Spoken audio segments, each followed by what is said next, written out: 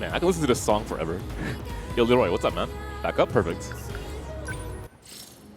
Yeah, so one of the things I hope to kind of convince people of when it comes to reading into stories or reading into different media is that, yes, there's a subjective element to art. I mean, most people wouldn't argue that, right?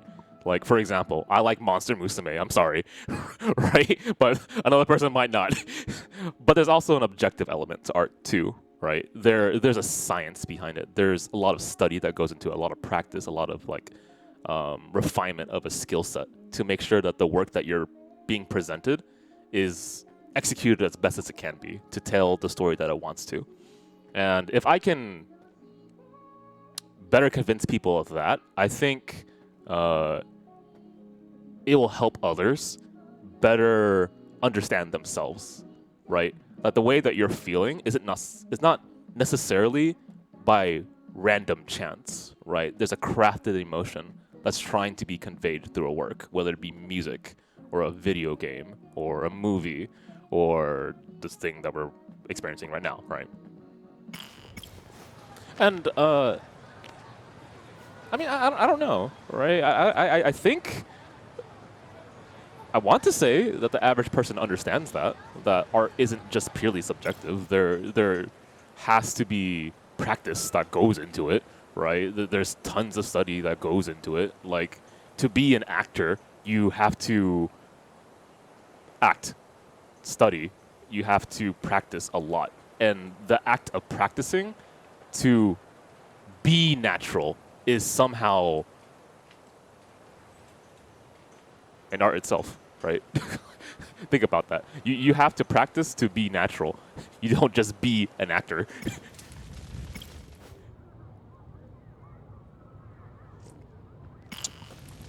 Okay, let's make a decision here.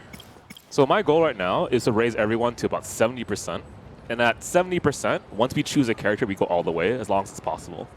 So I think that's been a pretty solid game plan so far, where we get a gigantic gist of how the story is going by experiencing every character, and then we make our decision, right? That makes logical sense to me, because if I ignored all these characters, I dived deep in as far as I could, I think the problem would be seeing the bigger picture, right? So that means Yuki is an option here. Tomi is an option. Not an option. Keitaro is an option. I'm going to leave Natsuno. I'm going to say that's banned for now. Okay, so Juro. Juro is 1. Yuki is 2. Tomi is 3. Keitaro is 4. 1, 2, 3, or 4.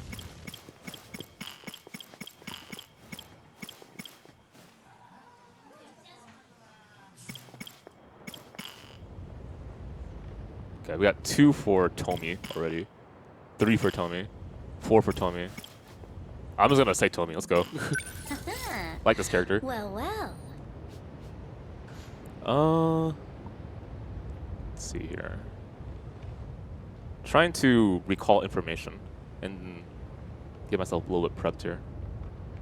Okay, so we are in the future where she's from, the last time I recall.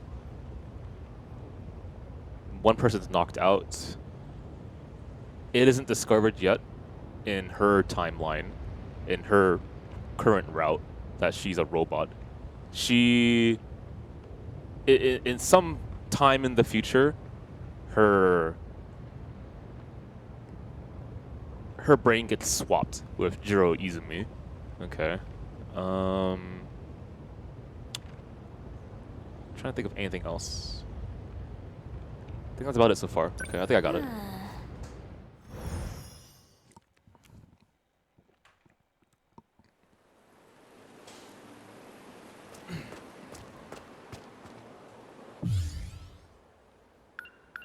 I need to unlock Sakura High School. Okay. Let's get myself caught back up again. In the far-off future, Shikishima planned to colonize other planets. Right. And the kaiju were tools for terraforming the surface. What are they doing here in the past?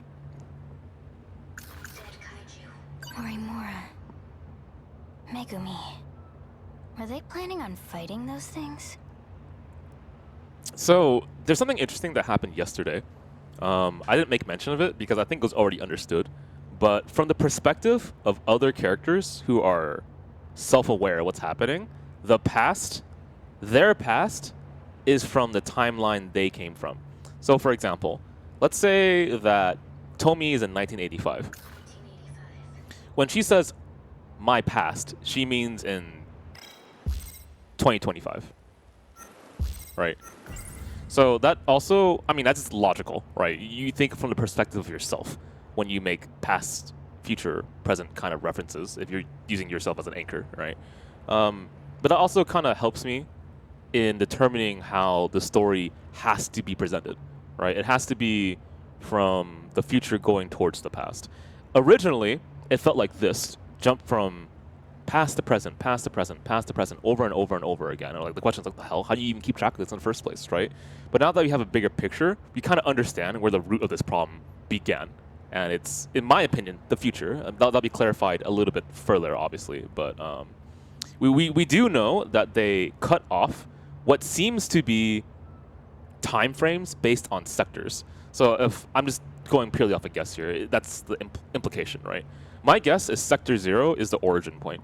So that would be some fucking far off place in the future, maybe 2180 or something. Sector 1 would be 2020, maybe 2020s or something. I'm just guessing, right? We don't have that 100% confirmed yet. But we also know that based on Amaguchi's route, that the city they're living in is only 30 kilometers in all directions, right? So that could also mean not just time-based sectors, but physical sectors as well, which is how I thought of it when they first talked about it. But it makes me super curious how that's going to be developed in the story as well. Like, is it always going to be that 30 kilometers no matter where you go? That's a really small part of humanity, you know? Shikishima's a conglomerate with political ties. I think so, Maya. They made it big during the Meiji modernization. You always see their branches on Employer of the Year lists. Back in the Meiji era, they were shipbuilders. But they expanded into aviation. During the war, they did a lot of weapons R&D. And now they make everything from home appliances to rockets. Shikishima Industries is just one of those branches. Their machinery is known all over the world. Yeah, this is why I appreciate this section here, where before you get into anything, you can kind of review information. And obviously, it's also used to continue conversations, but it's useful for me. I had a thought, but I forgot what it was. Give me a quick second. If I can think of it, then I'll talk about it. Otherwise, I'll go. Oh, the question of whether time travel is even happening in the first place, right? I mean, that thought came up because I was wondering if they were just simply inhabiting the consciousness of their former selves, right? So a la Steins Gate.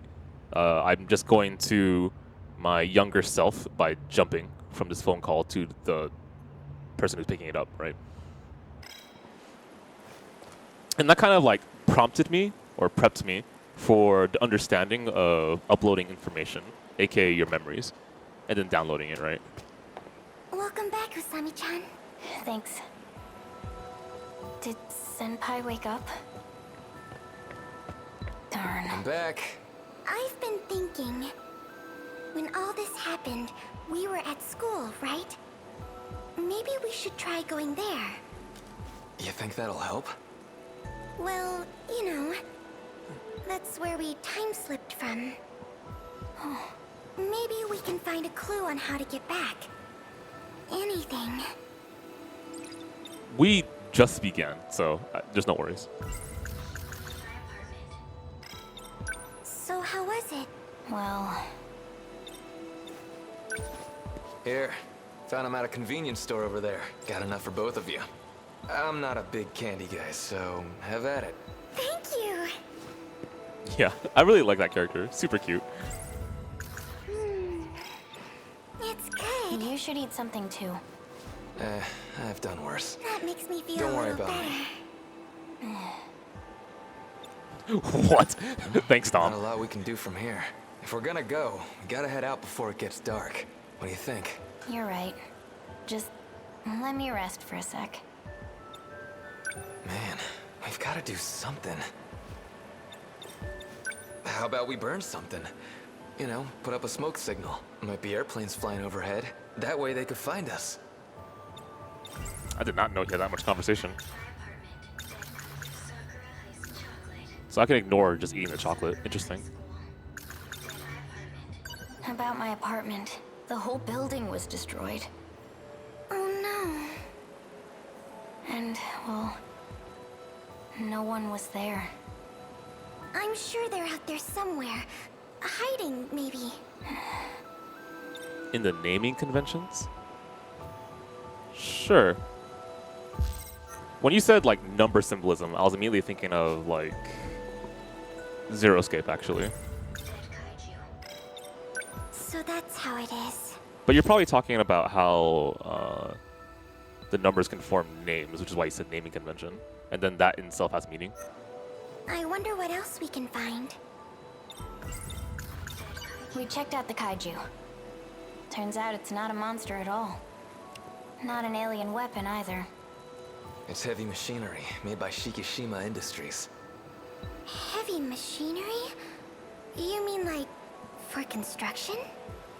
We were attacked by something like that? They're from an interstellar development project even farther into the future. Guess they were supposed to do work on some other planet. No idea why they went back in time. Or why they're destroying everything here.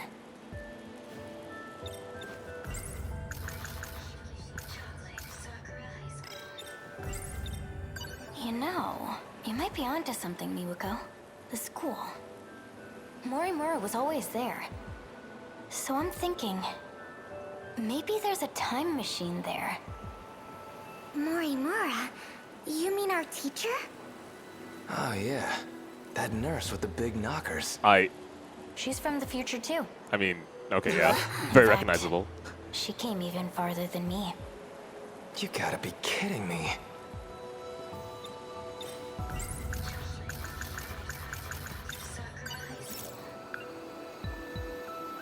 Sure. Let's go back to the school. What about that second year? We just gonna leave her here? Oh yeah. I'll stay here with Senpai. You two go on ahead. Appreciate it. We'll come back as soon as we can. Yeah, you know, that does make sense. Haru's like a Gonna marshmallow. trip if you keep running like that. Hella fluffy. Rough roads over here. Well, aren't you cool? It took a while to get here with that blocked off road. Some of us have our eye on the time.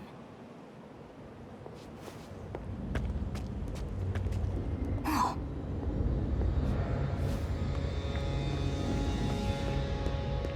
The hell is that? a sentinel.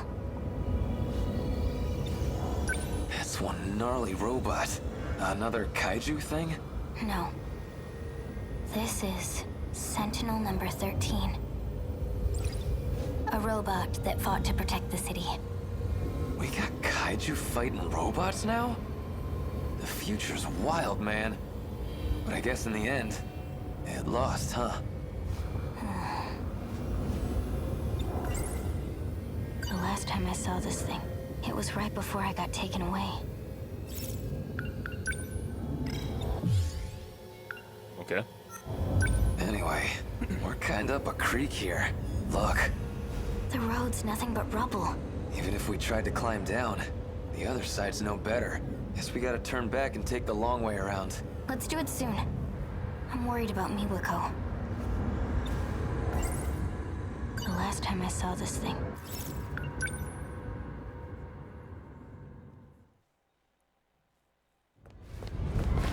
Mom! Ah, She's not here either. Kisaragi-kun, please don't trouble me any further. Come. We must evacuate. Just give me a second. I'm not leaving without my mom. You must. You're the only one capable. The Deimos invasion has already begun. Listen to me. No! We're already within their attack range.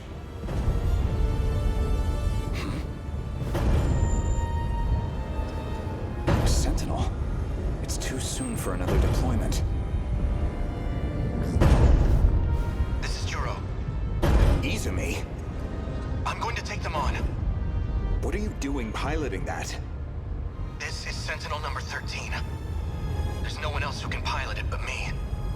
Sorry to rush you, but we're running out of time. I'll go when I find my mom. Miss Morimura. Change of plans. Okay. Juro Izumi's made his choice. His nanomachines aren't going to hold much longer. If we don't begin the test now, we'll miss our chance. The evacuation can wait. Hurry and bring that girl over. That's okay.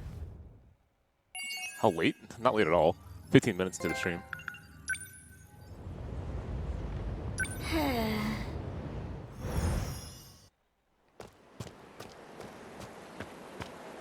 Okay. Huh? Miwako? Usami-chan, this is bad. What's up? What happened? Shinonome-senpai, she's gone. What? I only looked away for a second. What should we do, Usami-chan? What should we do, Usami-chan? Actually, fair question. How do we get Baki? How far could she be? She wasn't exactly in a state to be running any marathons. We need to find her.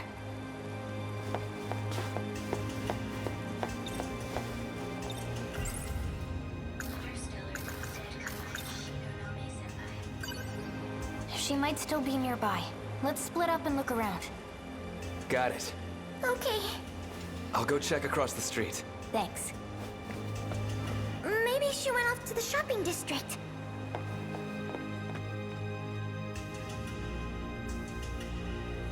Senpai!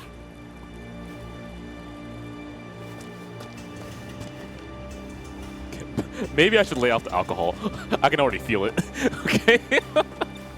Any luck? Not a trace. She must have gone real far. Where could she have gone? I don't know what to do. So what now?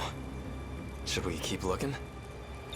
Well, I mean, okay, rule of thumb that I always made sure to adhere by is if I'm ever analyzing something, don't drink. Except, the problem with the last few streams is that I feel so tired that I fall asleep 2 to 3 hours into the stream, right? So I was like, what's the only solution that I can do? Clearly coffee, right? Coffee didn't work. Clearly tea didn't work. And then I tried alcohol, and I was like, holy shit, this works. I don't know why. It's not a good sign.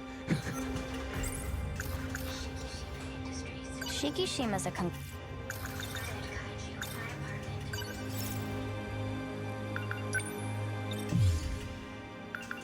Okay, dead kaiju, my apartment, Sentinel. Okay, so this is now the second attempt. Let's talk first. Already have. Go over here. Yep, okay.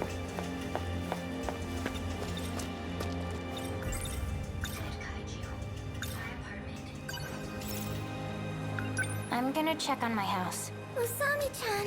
Hey, wait! You stay here, Miwako. I mean, to be fair, in the past it was for work, right? Drinking while on the job? Hell no. I won't do that. Hey, there a reason you picked this place?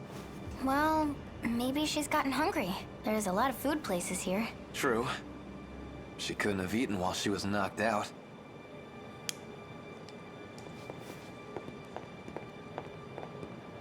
What is that? Looks like an RC helicopter. Is that thing with the kaiju? Okay. I'm trying to remember when that thing got shot. Any luck? Not around here. Nothing in there. Where is she? She couldn't have gone far.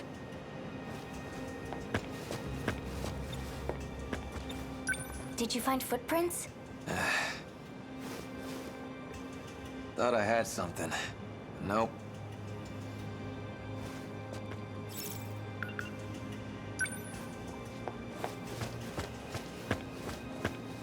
Guess not. Okay.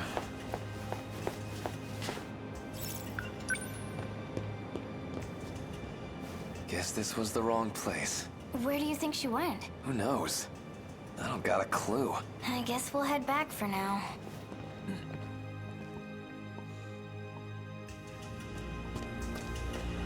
If I recall correctly, she warped, right? With Usami-chan. with A. Did Senpai come back? Did you see her? Nope. There's no sign of her anywhere.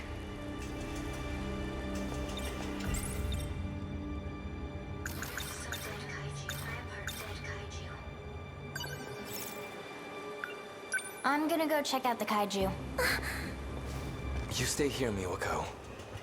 You never know when that second year might come back.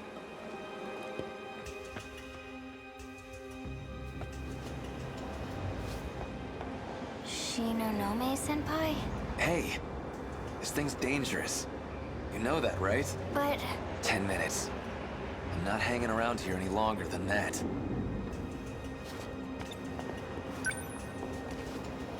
I don't see her.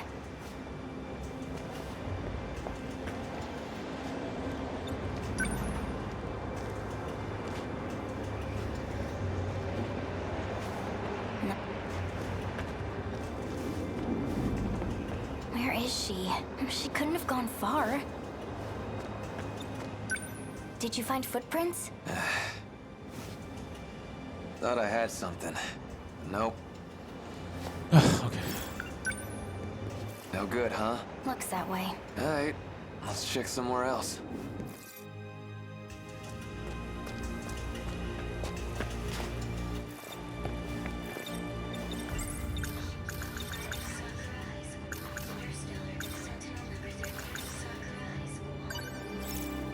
Let's try checking the school. Senpai might have had the same thought. Let's do it. It's all the way around the bend. Miwako, wait here. Be careful. We'll be back in a jiffy. Well, I guess while we kill time and try to find Shinonome. Never mind. This seems to be the place. I was gonna ask something simple, like top 3 favorite characters.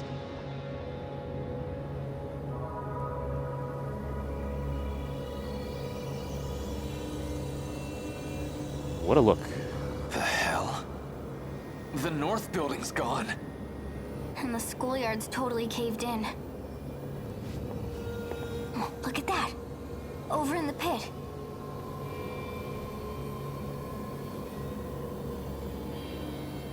That another construction machine? I bet that's what dug the hole. What's the point? They trying to make a nest or something? You know, this is actually the first work I felt like machines actually terrified me. I want to get more into that, actually.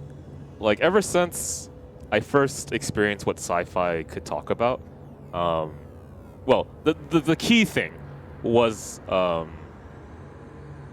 detangling my biases against sci-fi. That was the first thing.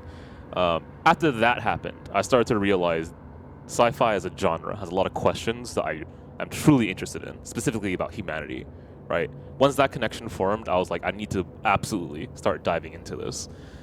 I feel like that's the genre that we haven't really touched much upon in After Hours. So after we get through Godzilla, Kurosawa films, and one more Ozu film, we'll finally go into more sci-fi.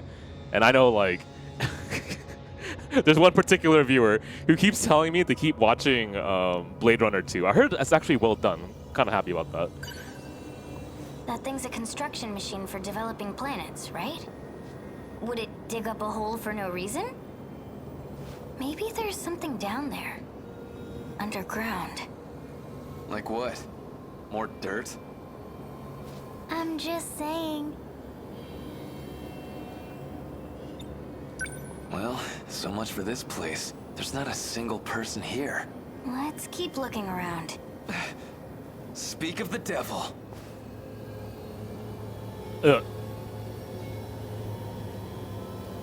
Shinonome-senpai.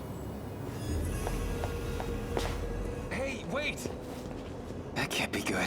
It's that android from before. Is it broken? Guess there's our answer. Really? Run!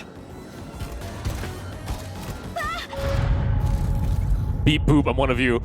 No? Okay, fine.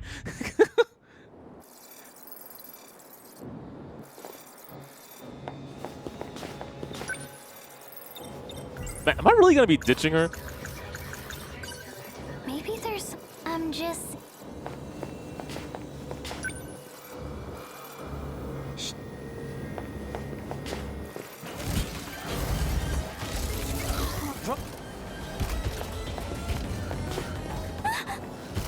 Oh, We're well. surrounded.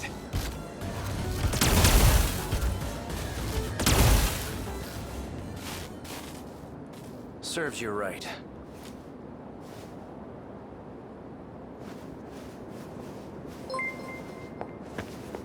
Okay, fine. Go back there. Thanks so much. Hey, thanks. Who are you? The name's Sekigahara. You're Tomi Kisaragi, right? Didn't know any of you were left.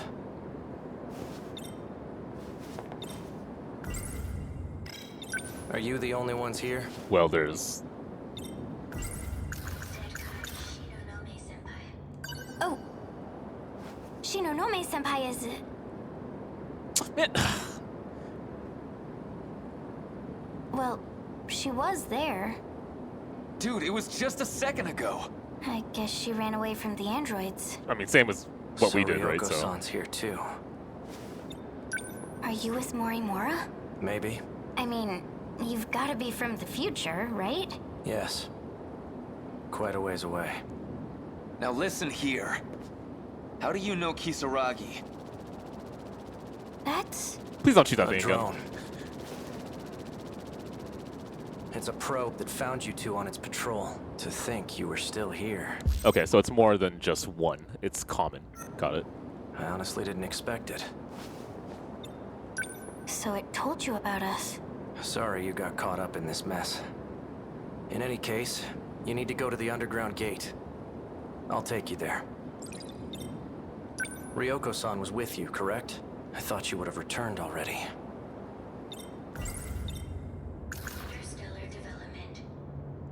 I have a question, because I'm not that informed about the sci-fi genre. Can you name any classic sci-fi story? It can be in a novel, it can be in a movie, etc., where humanity's expansion in space leads to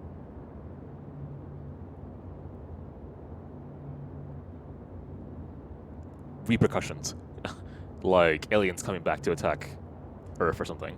Thinking about that now, I just realized, okay, well, that isn't a classic, but... Because I'm trying to figure out if there's been a mention of that in the story already to prep the viewers. Because so far, they've done a lot of that to make sure that you're not confused by having a referential work, right? Halo? I guess Ender's Game could fall into that. But I don't recall any...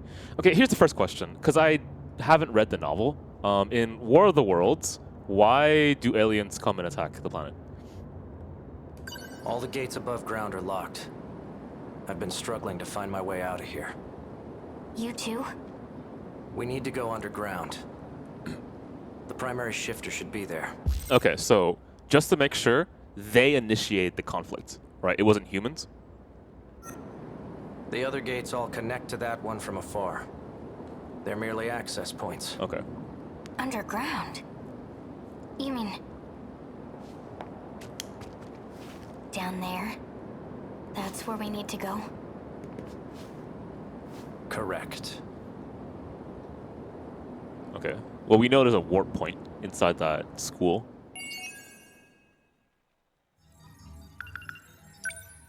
The reason why I bring that up, though, is because a few streams ago, either 2 or 3 streams, one of the ideas that I had in my head was that it was because of a 2180 scene that we saw with, oh, what's his name? Keitaro and Natsuno, where they were talking in space. And Keitaro was talking about how he was interested in history and how he wants to go back to 1940, right? And I was thinking that that might have been the origin point for when the kaiju first came into the story. Like maybe humanity went a little too far in space, and they prompted an attack from aliens. Where does that come from again? That idea that humanity is small and they are made small by the universe. So that would be like Lovecraftian. Okay. Why am I thinking about that right now? I'm thinking about that because it is humanity's hubris of extending too far into space that comes and punishes them. That they are the most significant beings in the universe, that they are a bigger picture instead of a small speck. That's the reason why I thought of that. Okay. I guess the reason why I'm bringing that up as a conversation topic right now is because I talked about the atomic bomb, Godzilla, and humanity's hubris, right? And I'm trying to see like what other referential works are being connected and to see if it goes even deeper, right? More than just a prompt. And don't get me wrong, I've already talked about how this story uses references in a way that's more than just like a one-off, right? It's very integral to understanding the work. Miwako! Well, Sami-chan! It's embedded in the work. There we go. That's a better way of putting it. Hard to say if we can trust this Sekigahara guy, but let's hurry. Hold on. Did you find Shinonome-senpai? In a word, yes, but She ran off somewhere near the school. Guy named Sekigahara's looking for her right now. Who's that? The only other guy we've seen here besides us. I forgot. Was it 13 Sentinels where I started talking about how important it is to frame the perspective of something if it's your first contact? anyway, it seems like we've got a way home. Must have been something else. That doesn't feel right. Really? We came here to get you. You ready? Yeah.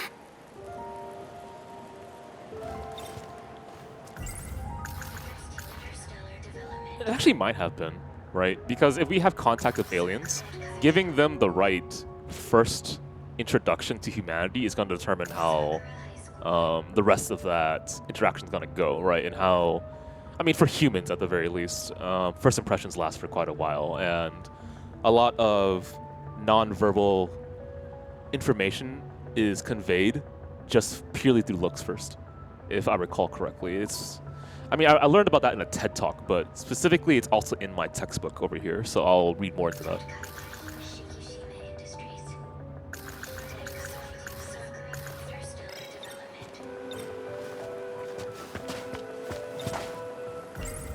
In the far... Stick with me, okay? Let's head to the school.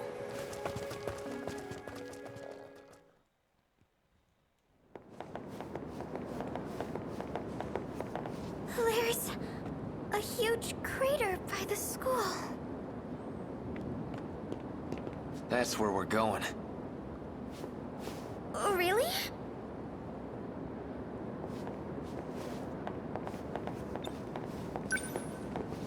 Is this that robot you were talking about? That's weird. Wasn't there more than one android here? There was, yeah. Now that you mention it, yeah.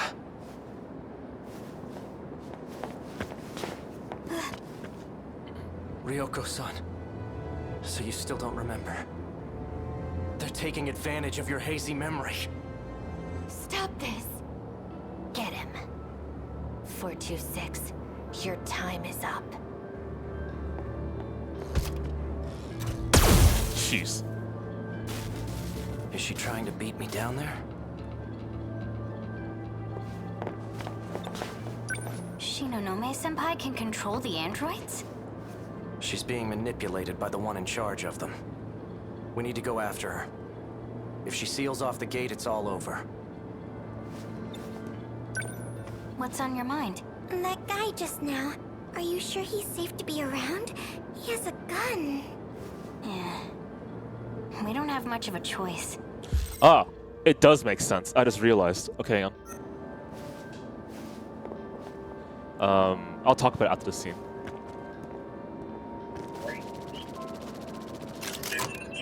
What's the report? identified evidence of activity. A human likely utilized a crane to descend. Sounds like Ryoko-san's gone ahead. Secure the crane. Don't let her lock it up. Crane.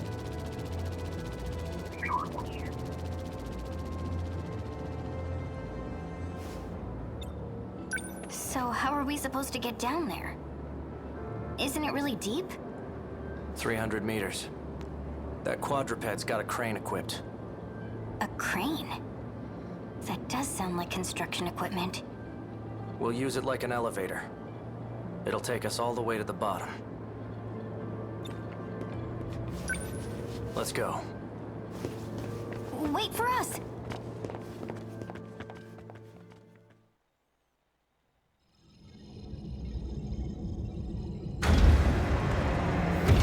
Ryoko-san! Wait. What in the fresh hell is this?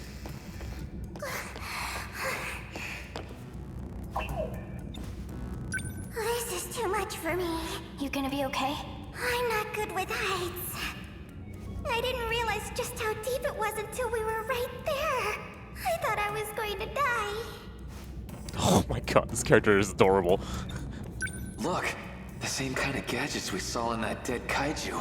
They're all over the damn place. Almost like we're in the belly of the boss.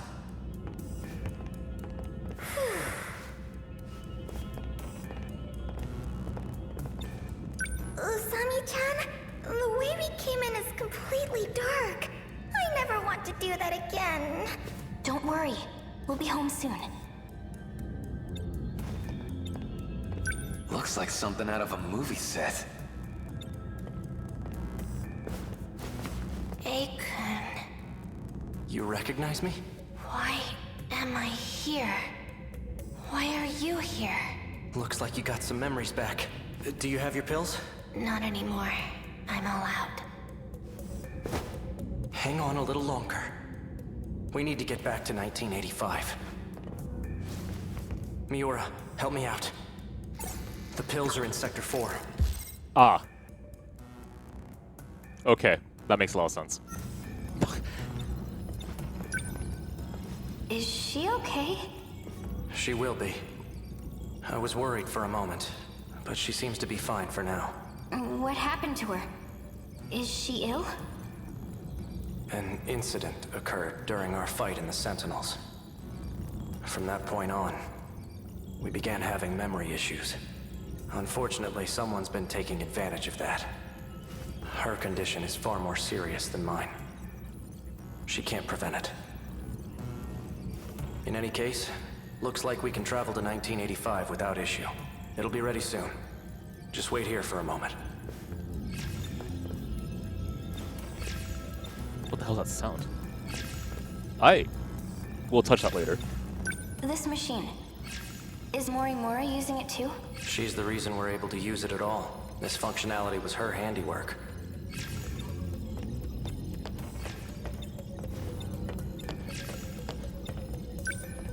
What could this be? Please, respond. Oops. Sorry.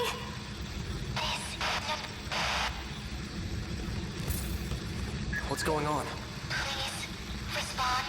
This is number 16. Number 16. That's the one who's been missing. Is everything okay? We finally got through. Kisaragi, what are your coordinates? Kisaragi? That's... My current location is unknown. My Sentinel, and even myself. I don't know what condition we're in. And it's gone as suddenly as it appeared. Sentinel number 16 went completely off the radar after that incident I mentioned. What did you do? How did you make contact? All I did was poke this thing. Huh, okay. That voice from the TV screen. Didn't it kind of sound like you? That was what I was thinking. You think so? Also, when I heard that voice, I was thinking of the idol Inaba.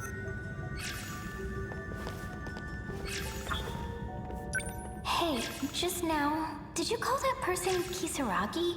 Kisaragi is the control system for Sentinel number 16. Sorry, one more time. Kisaragi is the control system for Sentinel number 16. Okay. Why do we have the same name? Because he is you. Rather, a different you. Huh?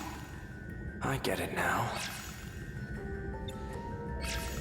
That also kind of brings up an idea. There's a lot to talk about to this scene, huh? Tomi Kisaragi. It's your biometric ID. Right, that's why you can poke it. The line of communication opened due to her ID being authenticated. Give it another try.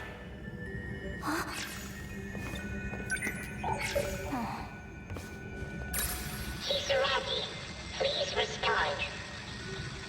If you're there, answer us. I managed to connect to the system and determine my location. The answer is troubling. Oh? I'm outside the world. What does that mean? This place is not recognized in any era. This is bad. I'm being denied access to all sectors. It's universal control. It's trying to get rid of me. Okay. At this rate,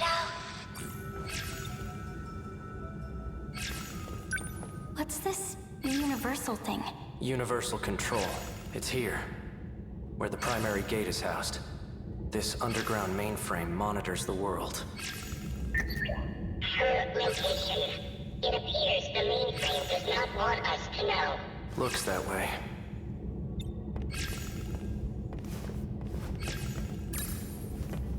This is bad.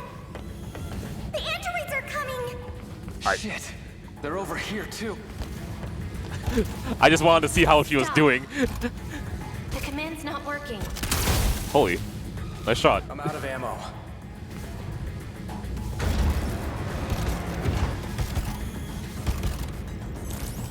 We need to shift. Gather close. Now! Initiating shift.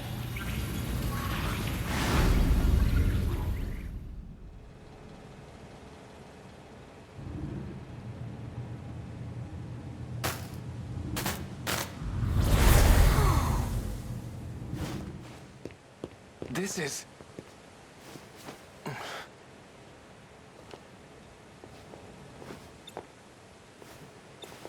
I know this shrine. It's by the school. Sweet. You hear that, Miwako? We're almost home. Miwako?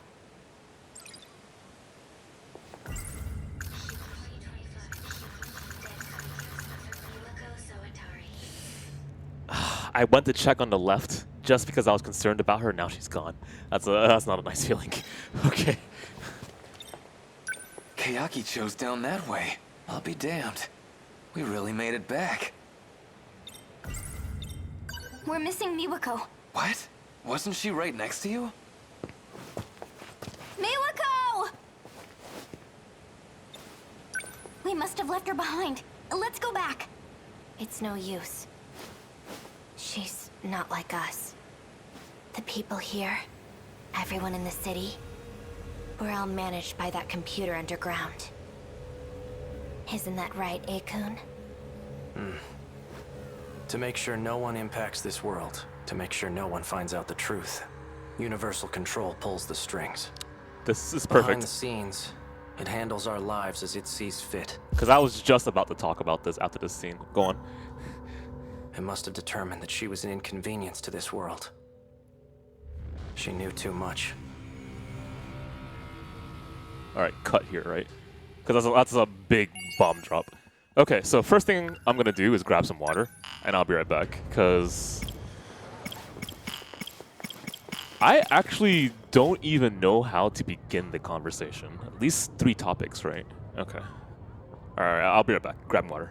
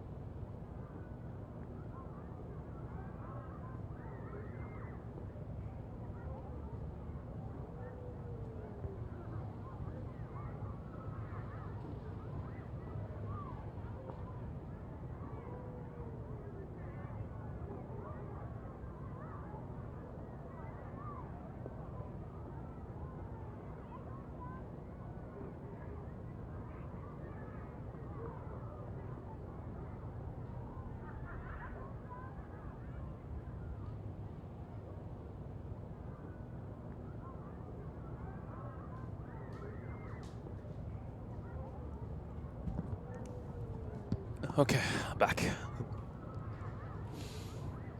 Yeah, as I was getting water, I still don't know how to begin this conversation. Okay, to be fair, it's also something that I haven't fully figured out how it works yet in the story. So, where do I want to begin is the first start, right? Let's see.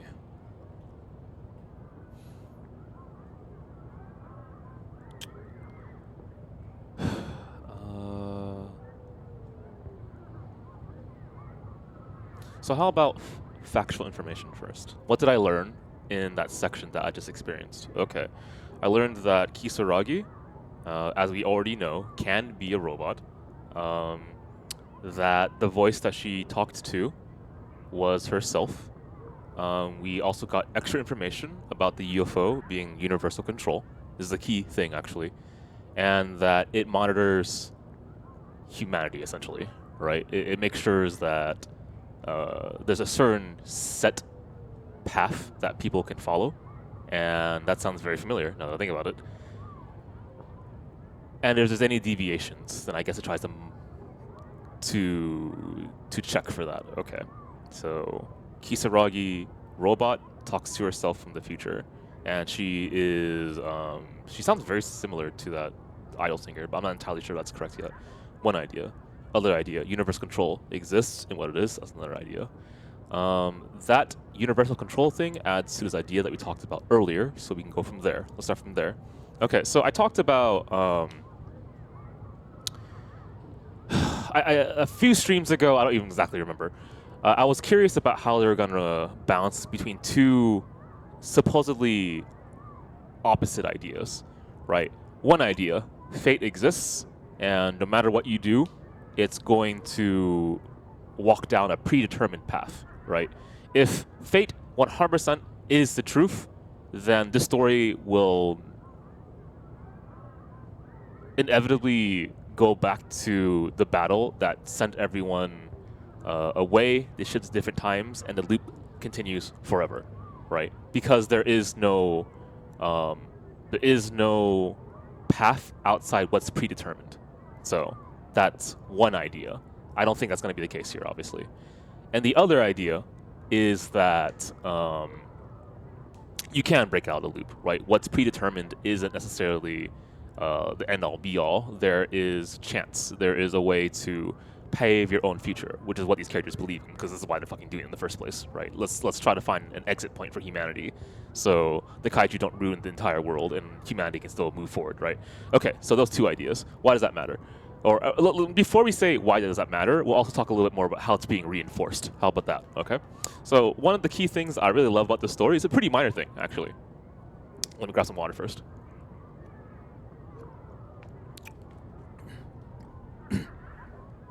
Okay, and that minor thing, maybe it's bigger for other people, but that minor thing for me is that I don't really experience that many sci-fi stories, right? So seeing love stories also connected in sci-fi to me has been a treat, because as I said before, I'm usually not the kind of guy that goes, these two characters are so lovey-dovey, I really want to see them, you know, work things out and come together like a romance story, right?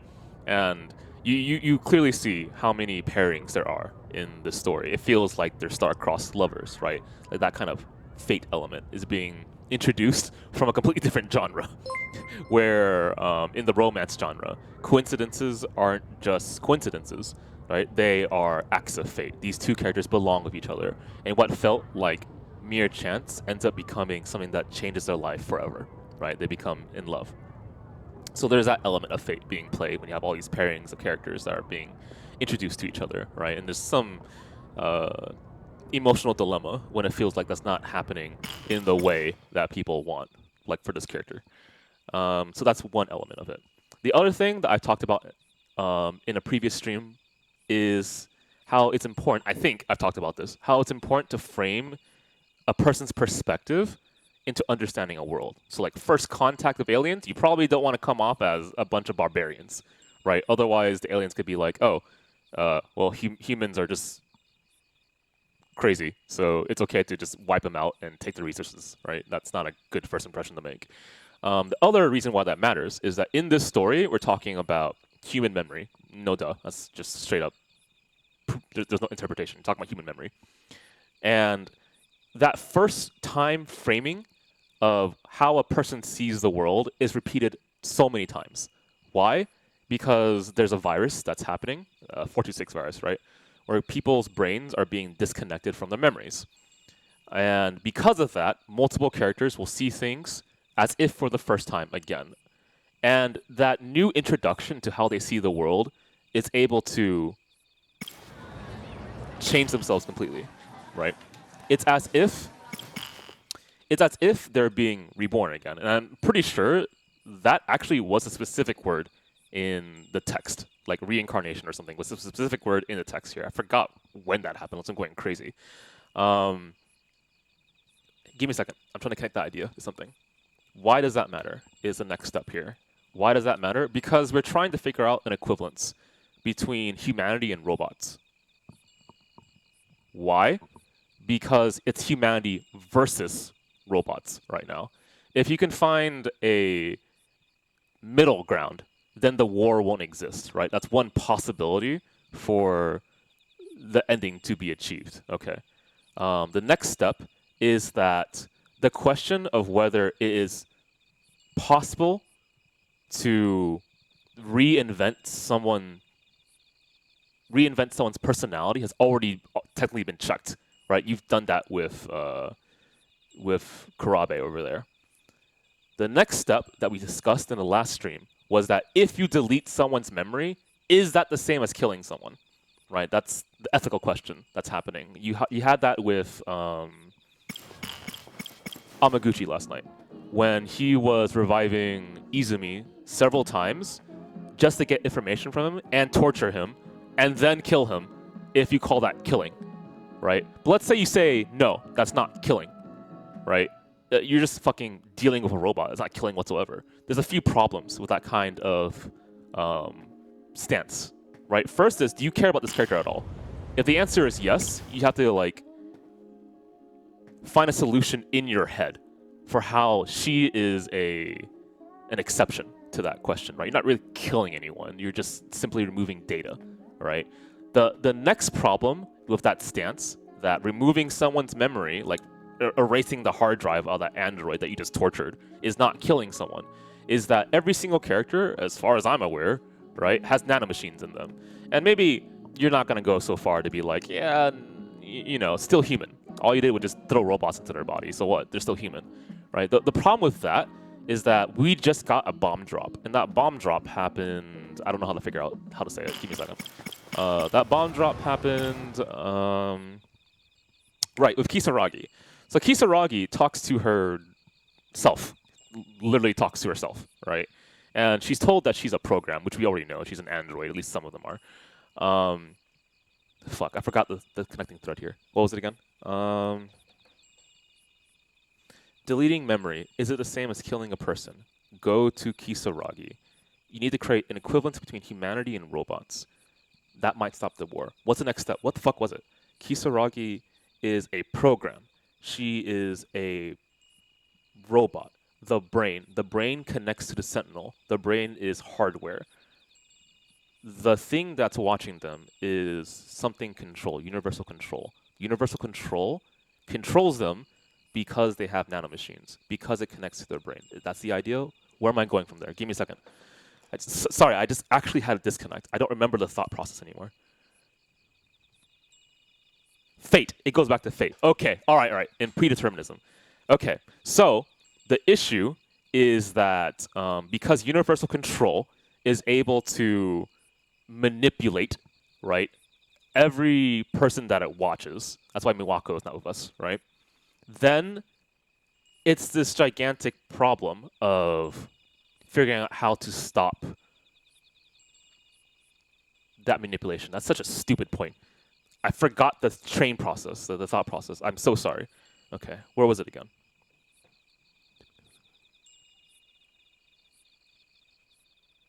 First time framing, creating a new personality, humanity. Okay, I almost have it. Okay. What stops What stops the loop? That's the question that's ultimately has to be asked, right? Okay, for the loop to stop, then when you create a new personality, it cannot repeat the same actions as the original, which is why Juro exists.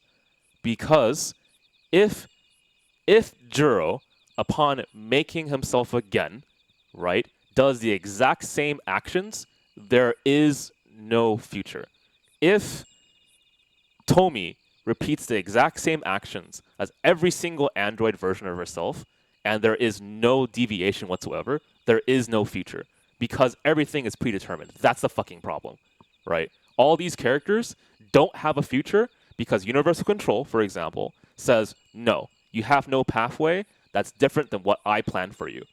That's the problem, okay? So there has to be a mixture of both fate/programming, right? And organic/ free will. That's a really interesting kind of concept that I think is legitimately being introduced here. Okay.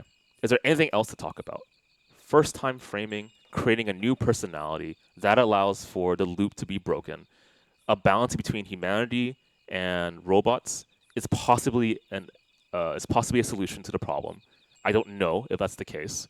I mean, for me to make that reading is because I think I'm thinking about the commentary about technology in this story and why they're called kaiju and how that brings up ideas of humanity going backwards. In this case, literally backwards in time, right?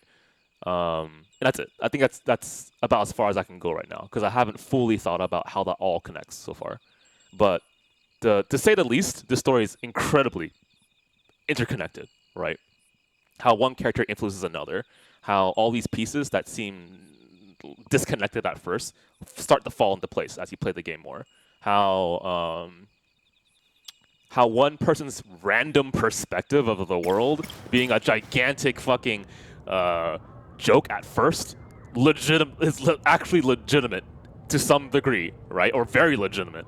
Hey, UFOs actually exist. Hey, maybe that thought process about the Terminators might be real. Or hey, War of the Worlds. Hey, it actually kind of works, right? It's actually super. I love it. That's all I can say is I love it. Okay. Anyway, that's all I had to talk about, which is a lot, I guess. Okay, so 75, 70, 42. So Yuki, Juro, Keitaro. Yuki, Juro, Keitaro. Okay. First, I think my brain is kind of fried. Must be the nanomachines.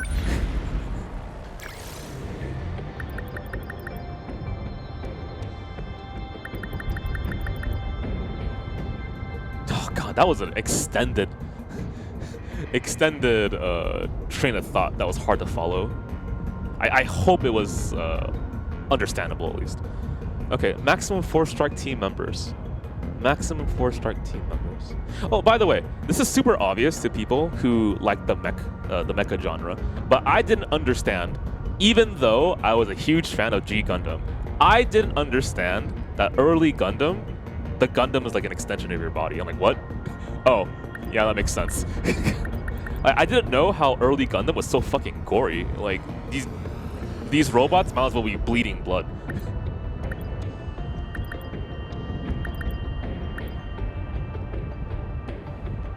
Maximum 4-strike team members. So I had to, okay, let's just, everyone goes to support first. My most broken 4-strike team members. And what else is coming out? Gladiator Kaiju sounds like a physical unit. That's problematic. Okay, snipers on support. We have to fight. So they can provide a lot of fire. A panic button? Let's go.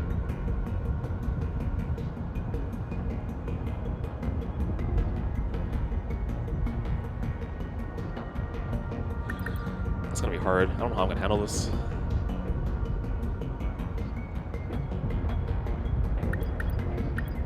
I do this. Okay. So I have a stun in case things go really bad. I have high damage and a panic button. I have a sentry gun user and a sentry gun user, but it doesn't have to be. Okay, let's do some upgrades. Okay, so you need more tools.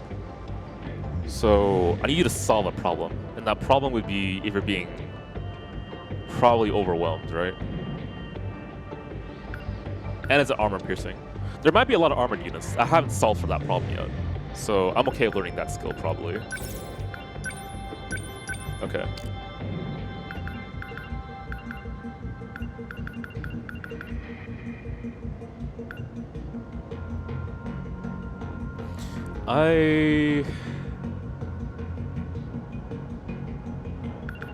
Jammer rocket launcher? What do you mean? Fire rocket into target area. Decreases movement speed by 20%. Okay, so it's a debuff.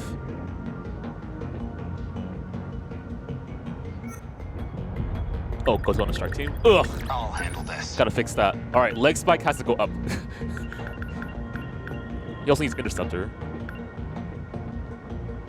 Okay, I have an idea. So we'll do this. We'll do this. Okay. We'll leg spike it up. I'll fight.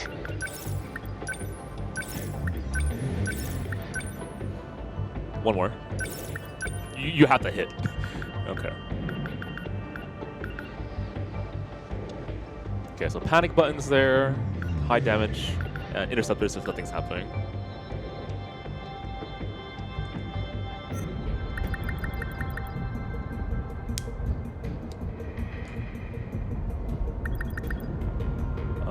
What else?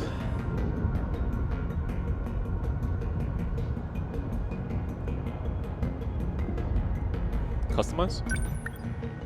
I need more EP, so I can start using the big missile more.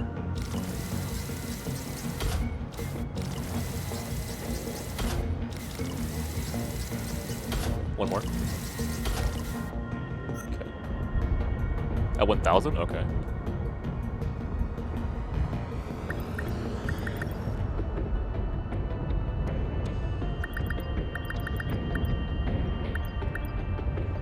I'm gonna push this a little bit more for you. 585, 591, 597, please. 600. Okay.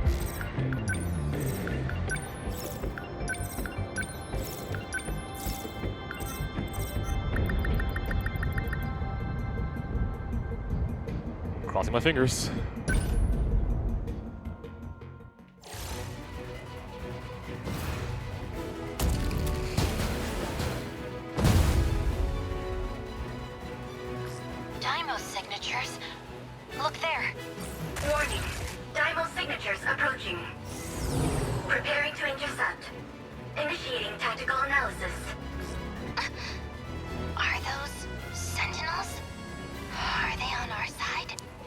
They are. Okay. They look like first-gen models, but they're giving off Deimos signatures. Most likely, they're the first-generation units we lost in the battle at Sector 2. So they were seized and repurposed? Repurposed? Well, it may be more accurate to say they were reset. When we attempted to deploy automated Sentinels, they behaved as if they were Deimos. During the battle at Sector 2, Units 1 to 11 were being remotely controlled by me. You piloted 11 units by yourself? At the same time? It wasn't efficient, and the D-forces were clearly influencing their processes and abilities. And that's why we directly control them now. Too many problems with automation. I thought they were destroyed in that battle. That makes sense. I don't know if it's that simple. Juro, what do you mean by that? Look, they're coming. They seem like pretty heavy units. And they've even got the composite ceramic armor. So they're close quarters Deimos frontliners now. If we don't shut them down, the terminal won't last. Makes me wonder how many sci-fi stories have the same kind of conclusion, where the idea is that it's the resolution between mechanic and organic. That's the answer. I mean, I'm not certain if that's the case with this story right now, but it feels that might be logical at least. I really should just read more sci-fi, huh? Okay. go. Okay, let's take a look at things first. So they're appearing from this side. The gladiators, I'm going to assume, are... Hang on. That's the gladiator, yes. So I can go off with the big bop right away and then do nothing for quite a while. Start off with the big bop. Why not? I'm committed. Gotta think. Worth. I guess. Alright. Okay, set up some sentries probably for overall value, then push them out as they get closer. Back me up. How think about that? Lend us a hand. Stay on guard. Here's the plan. Okay, they go to me. Backup deployed. Thank you.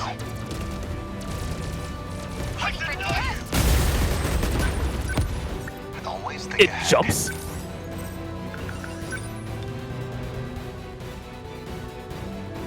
Okay, well, I get a pause button, so Locked on. That easy. I gotta think. didn't hurt that hard. It's very good. I'm just gonna pretend that he doesn't exist. What do I do? Lend us a hand.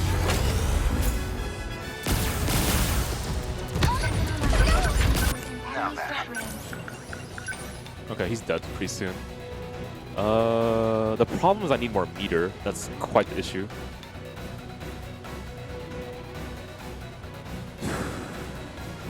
Well, killing him will give me the meter, but he's not that important compared to the other ones.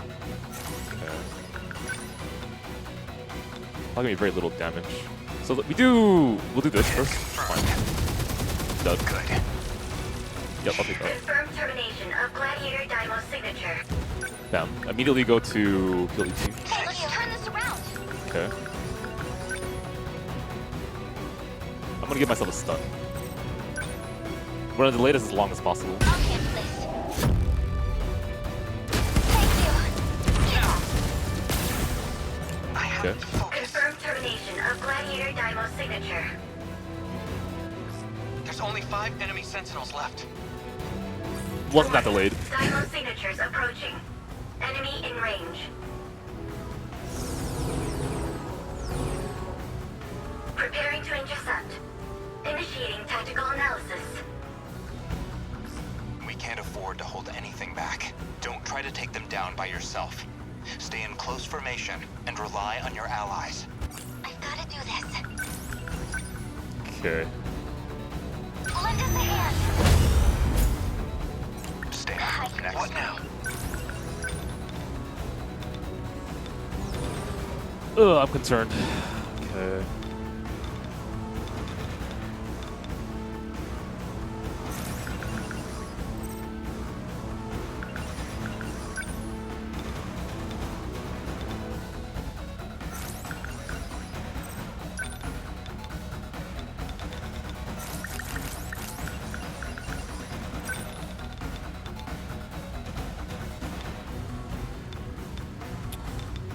I think I need to take that stun, so I need to build meter off of this.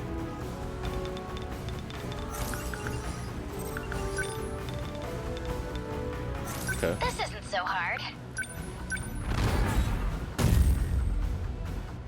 Always So, think. what's my next move?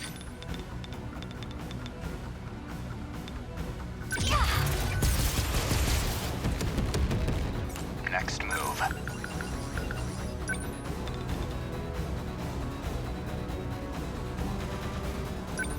How's this? That easy. Is that okay? What can I do? This place isn't Warning. safe. Daimo's signatures approaching. Enemy in range. Looks like we have 3 more on the way. Here's the plan. Stay on guard. Okay, he's gonna be a huge issue. I need to figure out how to solve that. These guys should be popped off in a bit. Okay, I have meter. Probably need more turrets. I need to wait a turn. Let's get him. Warning, Dymo signatures approaching. Enemy in range. Jesus, man, give me a break. That should be all of them. Everyone, keep at it. So, what's my next move? Let's get it. This isn't so hard. Still need to wait a tick. It's gonna be awkward. I will take a shot. I'll show you. Nothing, got it. Something's not working. Focus. We can do this. Wait. Focus. Next one's optimal. Ugh, we're being swarmed. It's not a good feeling. I need to pop this probably, huh?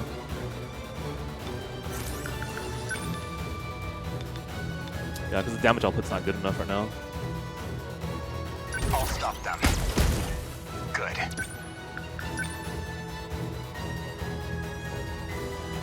I was really gonna use this for something else. Okay, it's fine. Okay, I have to focus.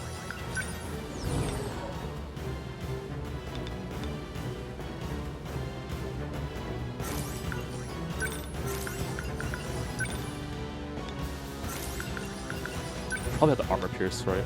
But he's not close enough for the hit What yet. can I do? Can't mess this up.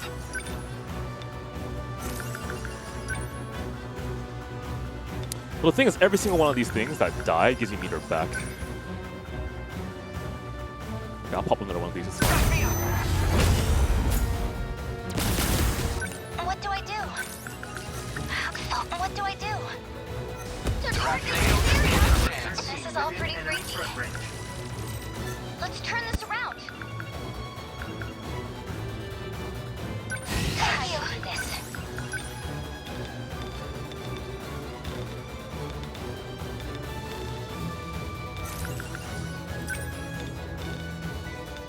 Watch this. They felt that. Yes. Now then. Locked on. That easy. Focus. Confirmed termination of Gladiator Dymo signature. 4 to go. This place You is stay safe. calm. Within enemy threat range. Lend us a hand.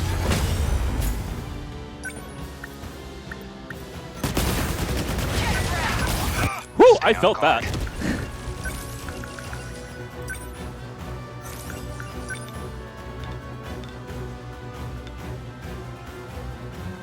I'll stop them. Good. That's my win. Okay.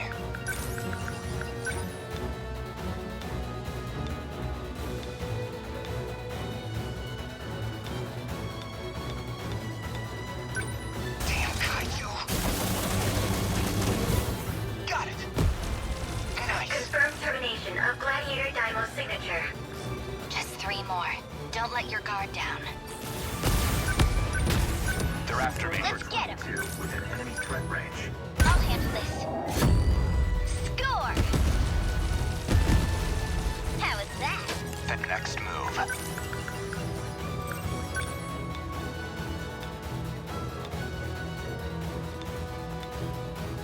Locked on. That easy. I need to get out fast. How do I... Front range. Please, help us! This place isn't safe. Stay on guard. Front range. Too slow. Hit. Target Confirmed destroyed. termination of Gladiator Dymo signature. 2 left. Almost there. Gotta think.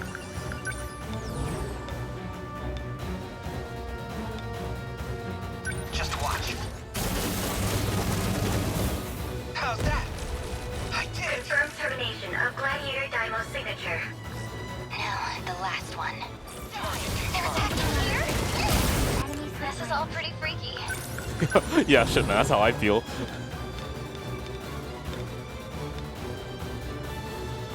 I'll show you.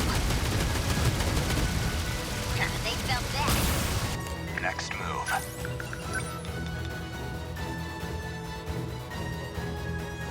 Hit confirmed. That easy. Stay calm.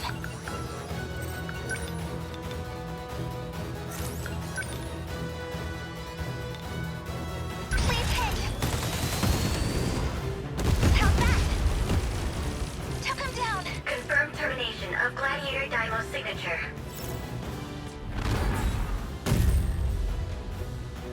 Aegis activated. Terminal closure complete. That was fun. Unfortunately, it looks like I was right. Those weren't captured Sentinels. These Sentinels' ID codes were all 3 digits. They were newly created as Deimos units. They were the same type as the number 12 eye pilot. Edison was the one who put the first gens together. I just helped out. The auxiliary stuff was from my design, like the EMPs and the anti-air flares. But these things were never meant to have a direct pilot. The original spec had them all automated. Explains why the enemy got a hold of them. That also means it's got a more unstable connection to its pilot. We had to put a limiter on its functions. So its true power is being restrained? What would happen if that limiter came off? You'll get a huge boost in maneuverability, but it'll put an incredible strain on the pilot, too. A small price for new power, and nothing a true son of Japan can't handle. Sounds like it might have its advantages anyway. I'll have to let Sekigahara and Nogata know. We made it.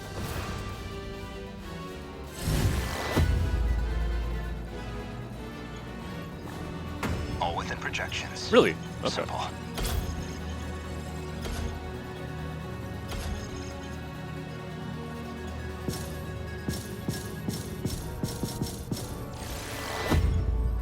Wow, S is really generous.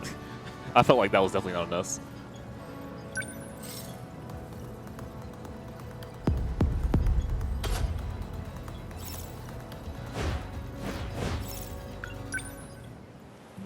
Oh, that felt good.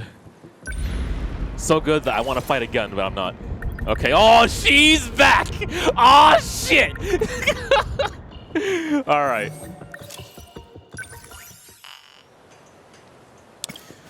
So what's the game plan?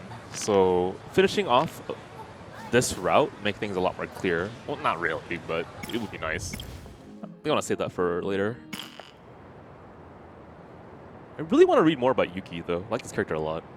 It's also been a while. Okay, so Yuki is 1. Juro's 2. And Keitaro's 3, right? Sure. Okay, so Yuki, Keitaro, or Juro. First to 5 is the one I choose. And I'll be right back really fast.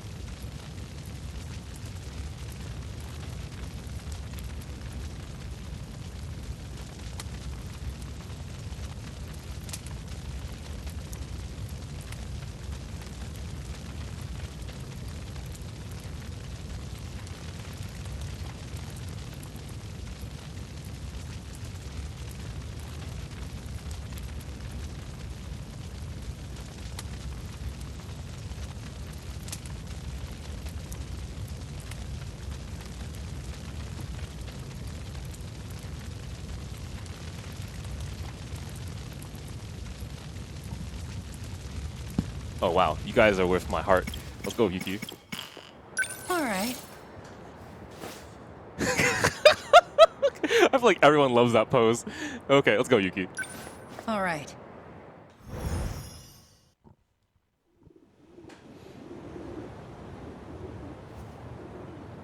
The squat's hella hype, man. So many mysteries about what happened in the girls' bathroom. But one thing's for damn sure. Nachan's definitely involved. Gotta look for more clues. Okay, so routing goes down south. Sakura High front gate. Something unlocks. Can't go wrong with apple juice. Me and Nachan used to drink it all the time when we were kids. Do you think Yuki plays King of Fighters and Street Fighter 4 Abel? There you are. I've been looking for you. Yo, what up? This place is a dump. My dear Watson. Don't you have anything better to do? Takamiya-san, you are the Holmes. And I am the Watson. Erica Aiba, at your service. Glad to have you. Please, call me Erica. I will do my best to assist you in solving mysteries. How would you like to start? Man, what is Juicebox doing nowadays? I'm pretty sure he's playing King of Fighters 2002. Are you upset with me? What? Just been antsy without my cigarettes. Don't worry, I know that feeling, Yuki. Shit's tough to drop, man. I was about to finally get off of cigarettes, and then shit happened in 2020. I was like, okay, yeah, worst And the timing. wind feels nice. Been keeping this place all to yourself, huh? So, what should we do? I love mystery novels.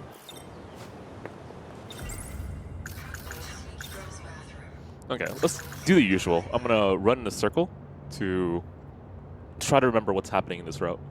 I met Aiba while I was trying to find out more about Nachan. Seems she likes me. Follows me around like a damn puppy dog.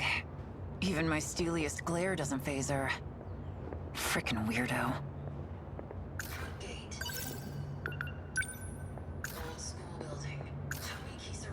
Right before the incident in the girls' bathroom, there was another Kisaragi chasing after Nachan. Kisaragi is also one of the names on that list, so that means Four Eyes wants me to watch her. Girls' bathroom. Something happened in the girls' bathroom of the North Building. Minami's notebook. The box. Something that the girl on the track team mentioned. She said Nachan went into the locker room to get a box, and described it as some kind of UFO gadget.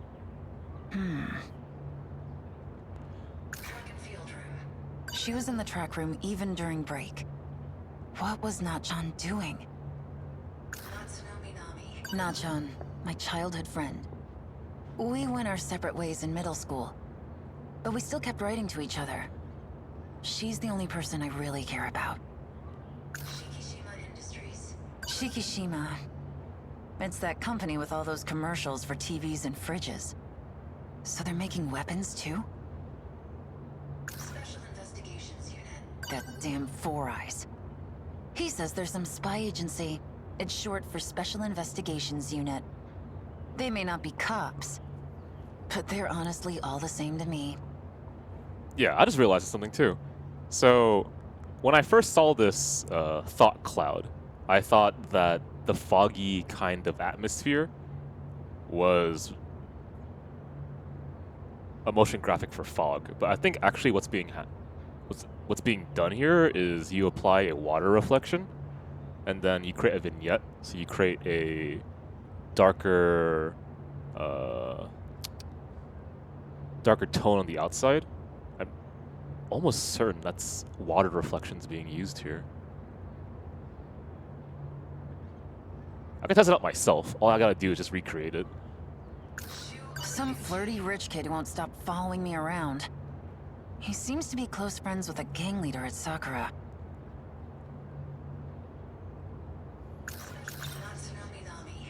It's been several days since Minami-san has gone missing. Right. She isn't sick, contrary to what her teacher says. And she didn't run away. Contrary to the rumor that's been going around, it seems likely she was involved in something much more sinister. Yeah, actually, you really can't go wrong with the fundamentals of anything, actually. So, like, when I watch some videos to learn more about editing, the strongest videos that I see always have a great understanding of basic things like fades, or fade to white, or a proper cut, or how to use black and white. Maybe we should look around the girls' bathroom again. Oh, didn't I tell you? They've started renovating. Even if we can get inside, there's nothing to see anymore. Well, shit. That was fast.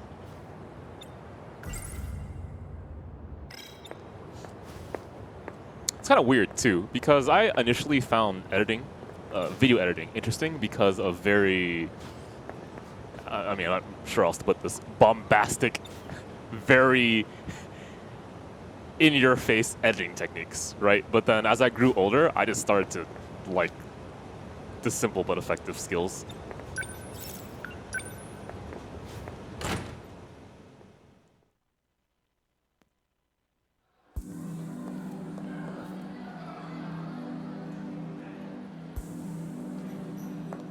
Yeah, that's not a bad idea, Manu. For me, the thing that I like most about the Thought Cloud is when they repeat the lines. It sounds super tuney. I've always wanted to say that, shit like that, in that kind of voice. If I can create that, it doesn't really sound anything like this, but I am thinking a lot more nowadays using this kind of effect, right? But it's not that kind of feeling. I'm pretty sure my my mixer probably has something similar. Anyway, Sakura High front gate down. Okay.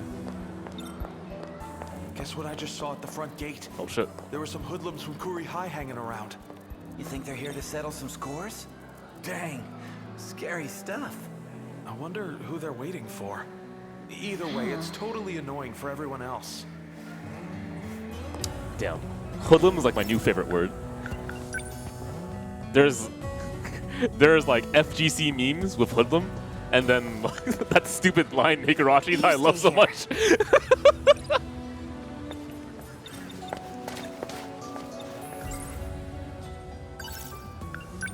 Guess I'll grab my bag. Oh, I'll go with you.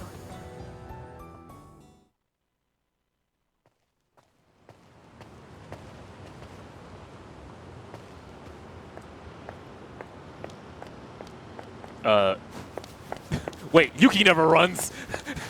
Except into a fight. Yo. Alright. Out of my way, punk. You trying to give me orders now? You better get out of my face. I'm not in the mood for your shit right now. Sorry I'm late. You really have crap timing, Aiba. Takamiya-san? Are these people friends of yours? No. That's right. And if you're friends with her, that means you have to be friends with me too. Hey! You lay a finger on her, and I'll break all 10 of yours. Oh, you think you can threaten me? Bastard. Does that answer your question? Have it your way. I owe you a lesson from before. Stay back, Aiba. Maybe this time it'll stick.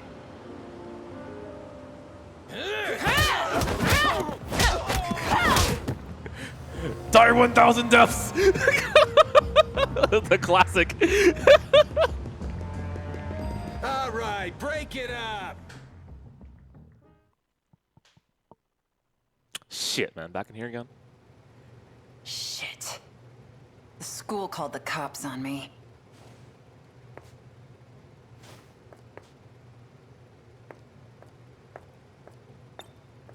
Hey, buddy.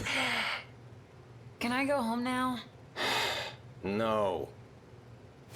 Damn it. 4 Hours isn't gonna shut up about this. It's gonna be a real drag if I get suspended from school. Quit pacing. Just stay still and stay quiet. Well, you know the moment he said that, what I was gonna do, right? What? No reaction? Come on, buddy. Hey. Just wondering where the ladies' room is. All right, fine. I'll just stand here with my mouth shut.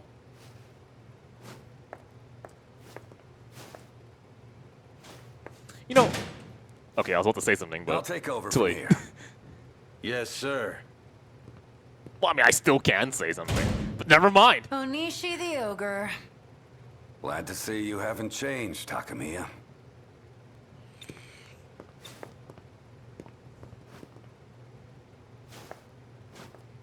Am I allowed to talk now? Okay. Anyway, really small thing, but I've always kind of wondered when I've been. Anything? We're good? Okay, I'll pause. How about that? I've always been kind of wondering when it comes to competent dialogue, how often the writer studies like communication techniques, right? And in some stories that I've read, it's super apparent that this person definitely understands some degree of communication studies, right? That came to me with like Wipe Album 2, for example. But the reason why this kind of like pops into my head recently is because, fuck, I forgot. It's because of film and something else.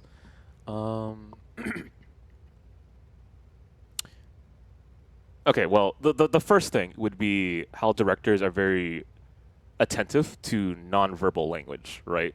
So if like the body posture is incorrect, a director would be like, okay, that's not proper for what you're trying to say and convey in this scene. Could you adjust that? And an actor would know that too, at least to some degree. But talking purely from a writer's perspective, one of the ways to obviously improve your writing is to make sure that your characters speak for themselves, right? That's a strange way of putting it. But like, if I were to turn off the sound and you were to just give me the text, right? If I could be able to tell which character is saying what, that's a really good sign. It means that purely on a textual level, the personality comes out from the character, right? And I brought this up before when I was talking about how one particular medium is a little bit more lax on dialogue grammar, I guess is one way of putting it. So when I read a good light novel, at least, sometimes they break rules that would which wouldn't exist in a regular novel, right? Where he said, she said, and you go down that path, etc., etc. I have like extended sequences in certain light novels where it's who the fuck was talking at the very beginning, at the certain point, right? That's a bad light novel. A good one is I don't have to actually be told he said, she said 6 pages down because the voice of the character comes out so strongly that you already know that when this person speaks, it's them. Same thing with Yuki, in my opinion. Like, this character oozes personality, where I get a line from her, and like, okay, done, right? This kind of applies also to localization, right? Where, I mean, this is kind of a weird topic, but one of the major critiques that I recall for Persona 5, for example, is that the localization first was split between a lot of people, which is tough already. So there were different people looking at the script and translating it, and also different editors, I believe, multiple editors. So then the core idea of how a certain character could speak would be translated differently amongst a lot of people. The script is huge for Persona 5, so it's understandable. I get that. The problem, though, is that too many characters sounded samey, right? So you couldn't tell who the hell was speaking when looking at the script, and that was one of the critiques that I recall from other localizers, actually. That was something that really stood out from speaking of others. There we go.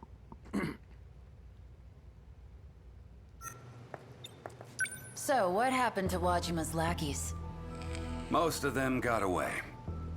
The 2 we caught only have minor injuries. I've been worried about you. They took you away and I didn't even know you were transferred. What happened? Are you involved with the SIU? Tell me what you know. Sorry, old man. Can't talk about it. Half a year ago, there was an incident involving the transport of heavy machinery.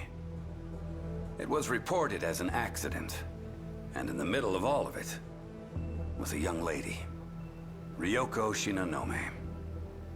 I took her into custody. One more time. Half a year ago. Got it. Okay. Shinonome. What specifically the event in which he was told to not talk about it with others because Ida came in and said this belongs to us now. Okay. But just like with you, those men from the SIU took her away by force. Her statement was a curious one, though. She claimed both her and her weapon came from the future to fight against kaiju. Yeah. The localization versus translation discussion in... I mean, I don't want to be rude about this, but that discussion in the gaming demographic isn't too informed, unfortunately. And what I mean by that is, coming from a literature background, there's reasons why teachers tell you to read a specific translation of a work, right? So like Cyrano de Bergerac, for example. The original French had very rhymey, lyrical lines, right? And to translate that into English from French, right, which, I mean, just think of that first. You have to make characters speak like they're fucking talking poetry. That's immensely difficult, right? And so certain translations will make decisions such as, I'm going to do my very best to preserve the art form of a poem when these characters speak, which is hellish, but that's an example of a localization like technique that you would have, sorry, not technique, decision that you have to make, right? To preserve the best intentions of the writing and the author. The thing that makes me kind of sad in this discussion that happens in the gaming demographic specifically is that there isn't that kind of like background context, right? Where I come from reading literature, I have that understanding. But for others, right, that might not be understood. So when someone asks, I want the most, what's the common thing that people say?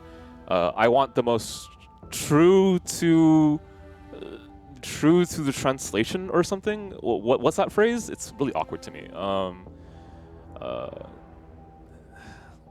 want the most raw Japanese or something from a translation. I get confused because the role of a localizer is not just to translate from Japanese to English, but to also heavily interpret the intentions of the author to best contribute a proper understanding of the work, right?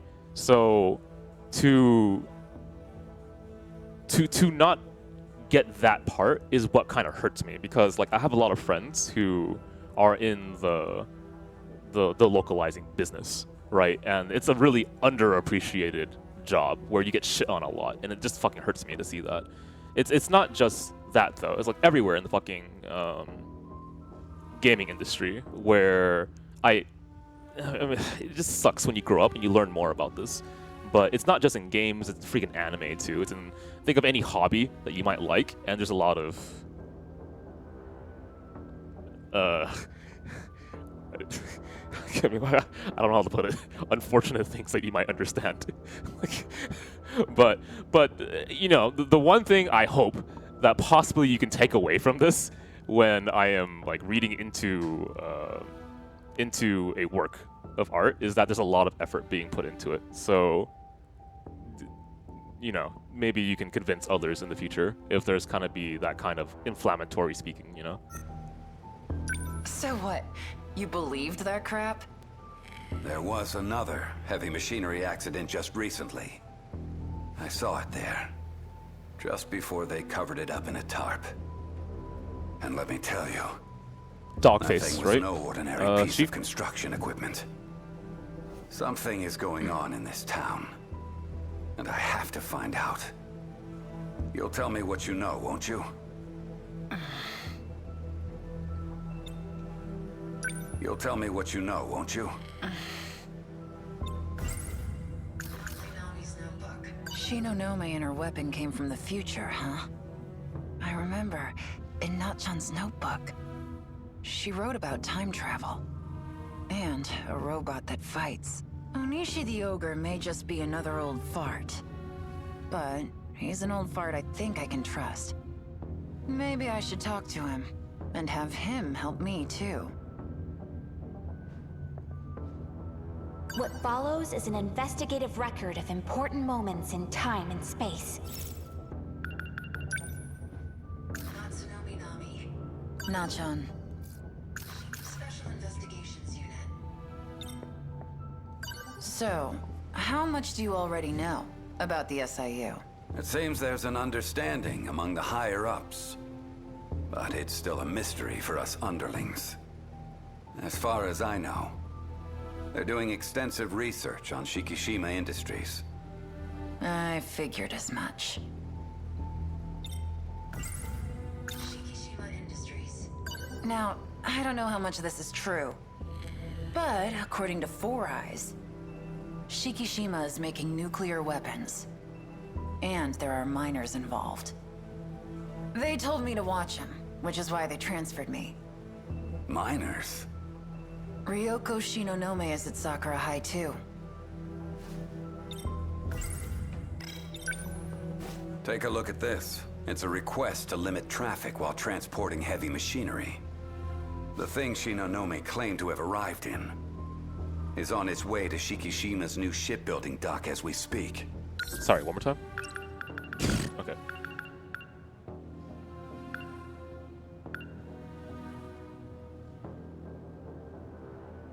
Got it, okay.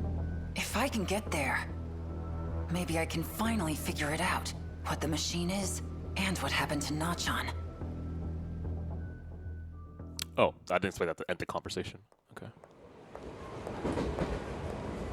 After hearing what Onishi the Ogre had to say, I had no choice but to get on this train. Shikishima's shipbuilding dock. No idea what shit I'm gonna find there, but the anticipation is twisting my stomach into knots.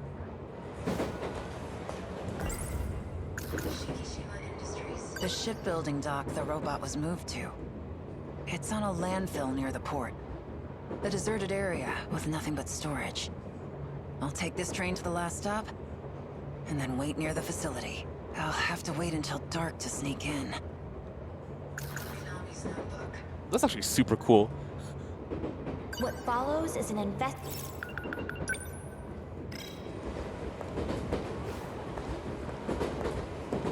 The fact that they recorded remotely and then made sure that it was up to par with a lot of engineering. Ogata? Takamiya. What are you doing here? Obvious, ain't it? I'm going home. But I thought... Don't you live near Nachon's house? Yeah, when we were in elementary school. I live with my grandpa now. Where are you going? Oh, well, to see the ocean? You alright? So where's your minion? Decided not to follow you around today? Wow! You mean Erica Aiba? Aiba? You're in Class D, right? She's in your class, isn't she? Huh? That's not Aiba. Wait, what? Aiba's been absent from school for a while now. Right, that makes sense. The next stop is Akebi. Akebi. Oh. Gotta switch trains at the next stop. I'm gonna take off. See ya. Not Aiba? Then, who the hell is she? Shit. Who can I even believe anymore? I guess just myself now. Trust nothing I don't see with my own eyes. And the first thing I'm gonna see, the weapon at Shikishima.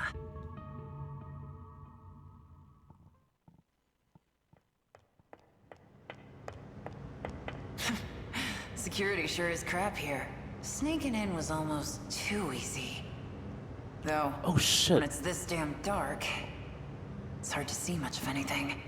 I didn't realize that's how you can... I feel like I should print screen that. That's such a good technique for showing shadow light.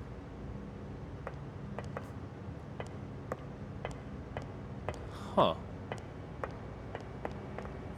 Huh? Where's that light coming from? Wait a minute. It's my skin that's lighting up? Well, that explains Who's there? it. Wait, I know that voice. Ryoko Shinonome.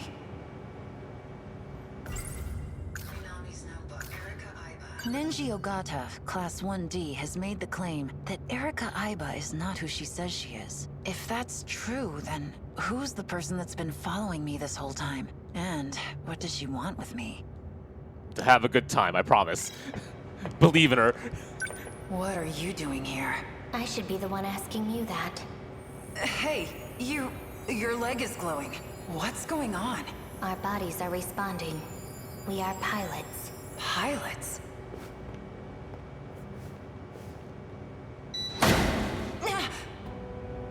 We are being called by the 14th Sentinel. Son of a...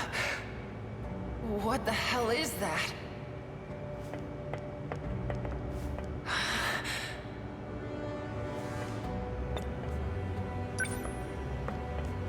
Is this the thing that was being moved through the streets? This is a weapon. We will need it for the upcoming battle. And you are one of the people who can pilot it. Yuki Takamiya. You. I remember you from the list. You're Renya Goto. What do you mean, one of? This is my Sentinel. Sentinel?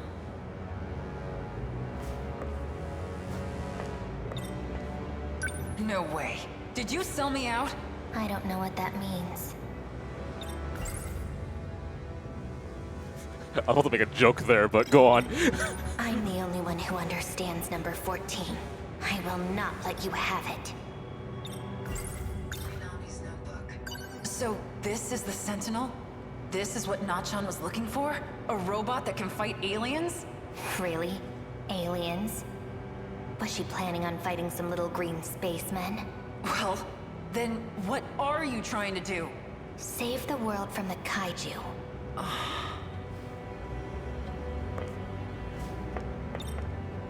So this was an ambush? You could say that.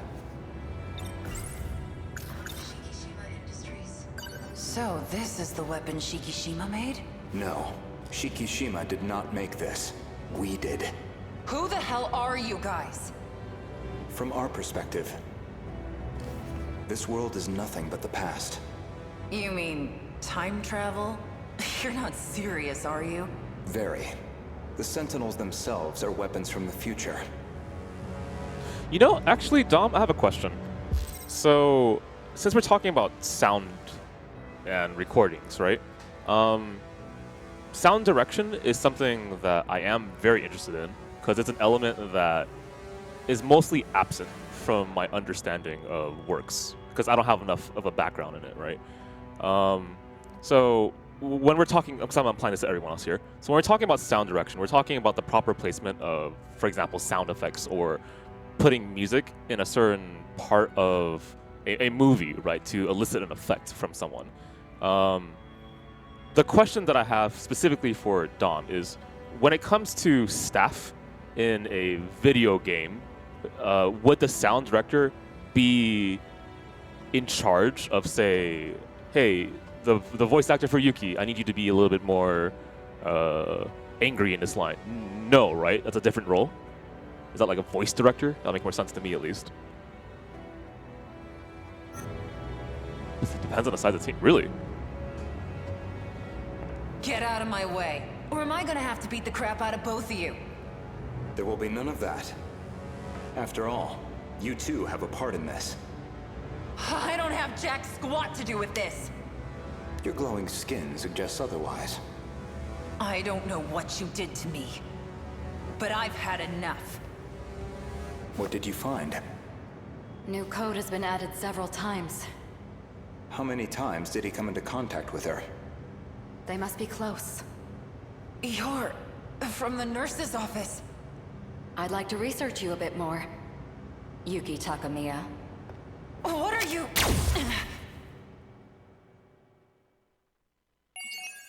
You know, that thought just occurred to me because of how angry Shinonome is about being replaced. But if you can download and upload, you know, human memory, you can also... Okay, I mean, that's kind of a no-duh here. But you can delete memory, right? You can kill a person, obviously. But you can also choose, right? You could choose what to remember and what to forget. You can also choose what's being emphasized in a shell, and that kind of, I mean, that's the reason why partly it's so disturbing to me as a topic, right? Because at that point, we're fucking talking about, it might as well be eugenics at that point. That's so disturbing to me.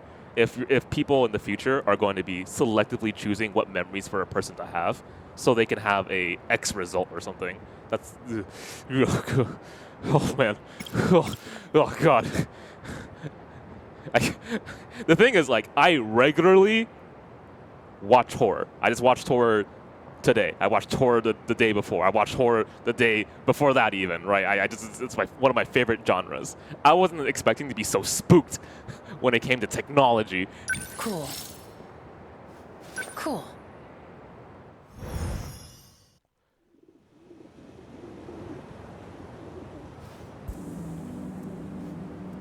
I was let go? They're probably still watching me. Just waiting to use me. Whatever Goto and them are trying to do, it's beyond me.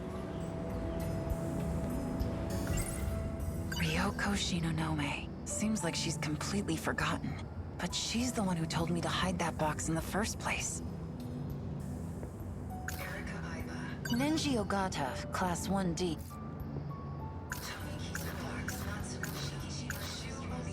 Some flirty rich kid.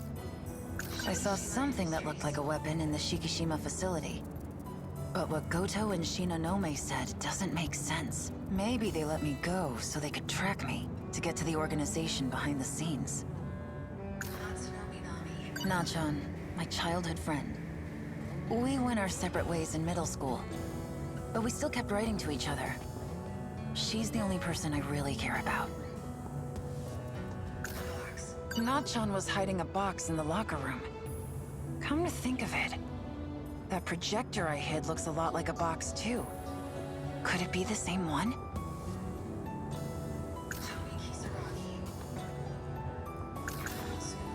That thing I hid.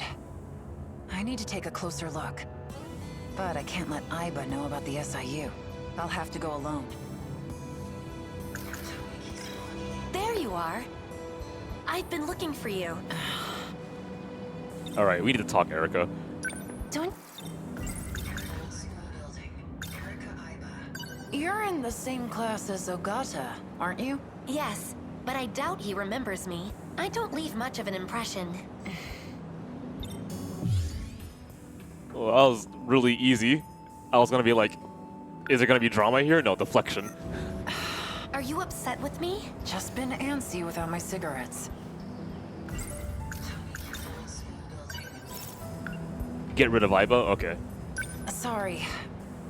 I just remembered I had something to do. We're done investigating for the day. Aww.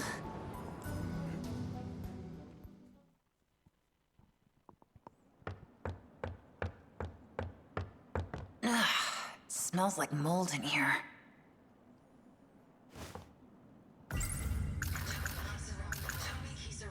Right before the incident in the girls' bathroom, there was another Kisaragi chasing after Nachan. Kisaragi is also one of the names on that list, so that means Four Eyes wants me to watch her.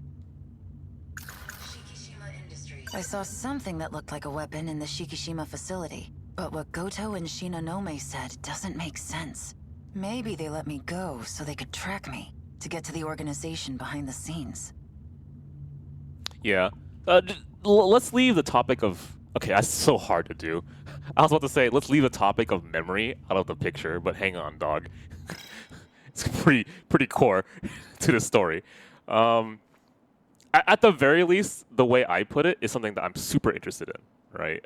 Selective memory choice and how that might result in a different human being.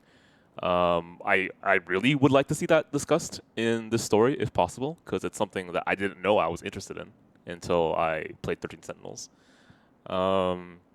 Other than that,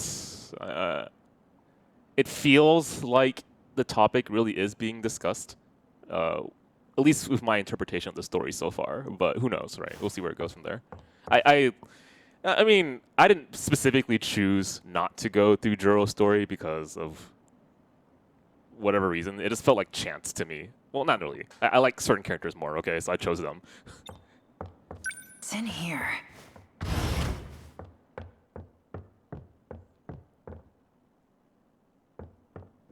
There it is.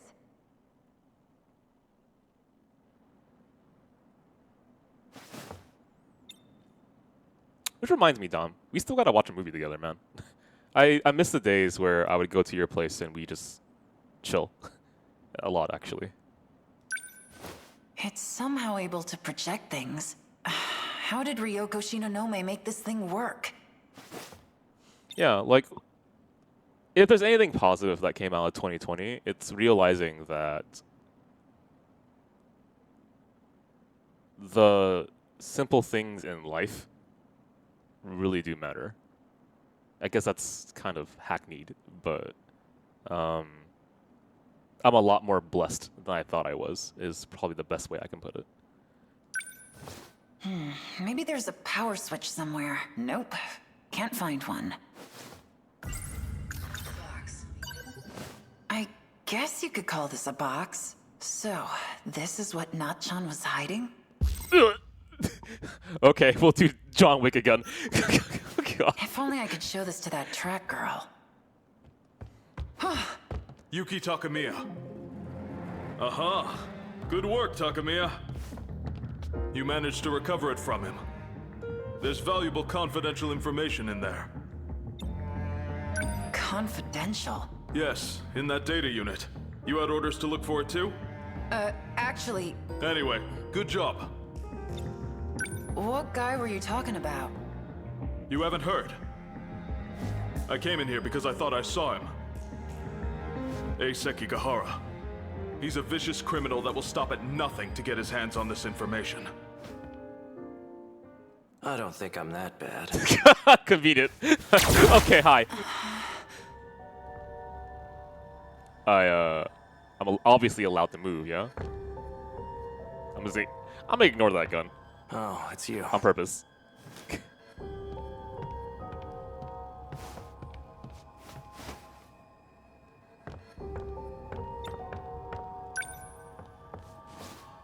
Hey, old guy. I didn't kill him. He's just unconscious. Hey, hands off! Get away from my box! Right. Do you even know what this is? This guy was saying it's confidential, so... Activate AI. Miura. Do you know who I am? Sekigahara. You got your memory back. Where am I? Sector 4. The old building at Sakura High School. Then we have a problem. Natsuno got left behind. Did you say Natsuno?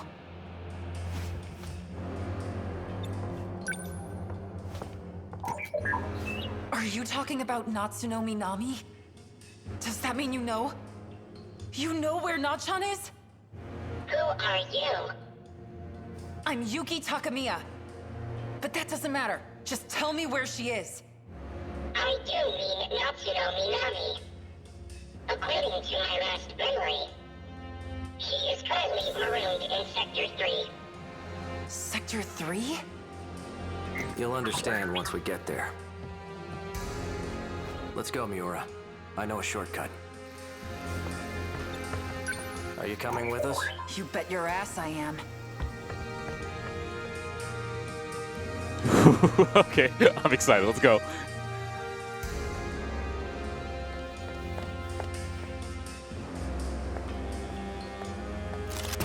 Tokisaka Shrine. I knew this place was important. Natchan came here too. You don't mean... Are you saying this is Sector 3? What's it doing? Activate gate. The hell? Don't move. I'm gonna just double check something.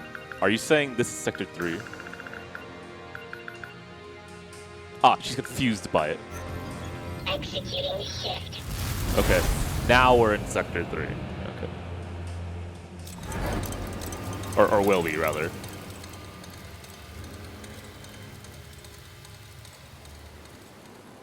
2025. Okay. 1980s, Sector 4. Where are we? And it goes by 40 years. Okay, so you do the math. Where's Nachon? Where else could she have So gone? Sector 2 is 2060s. Okay. I can't believe the stuff about time travel was real, too. How long has Nachon been stranded here for? Canned food isn't hard to find if you look for it. As long as she didn't do anything reckless, she should still be alive.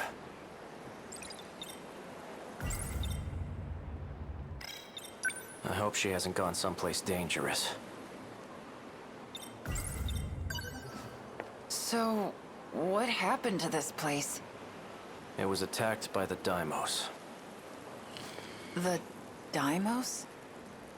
The swarm of machines that look like monsters. No one is left in the wake of their attacks. And their next target is your town.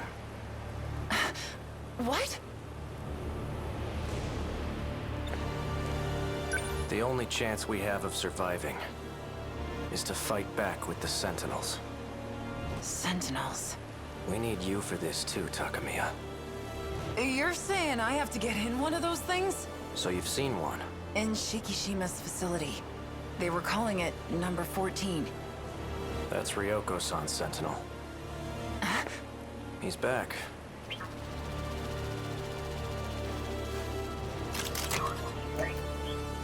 Right on time. So, what'd you find? I scanned for heat sources from the air.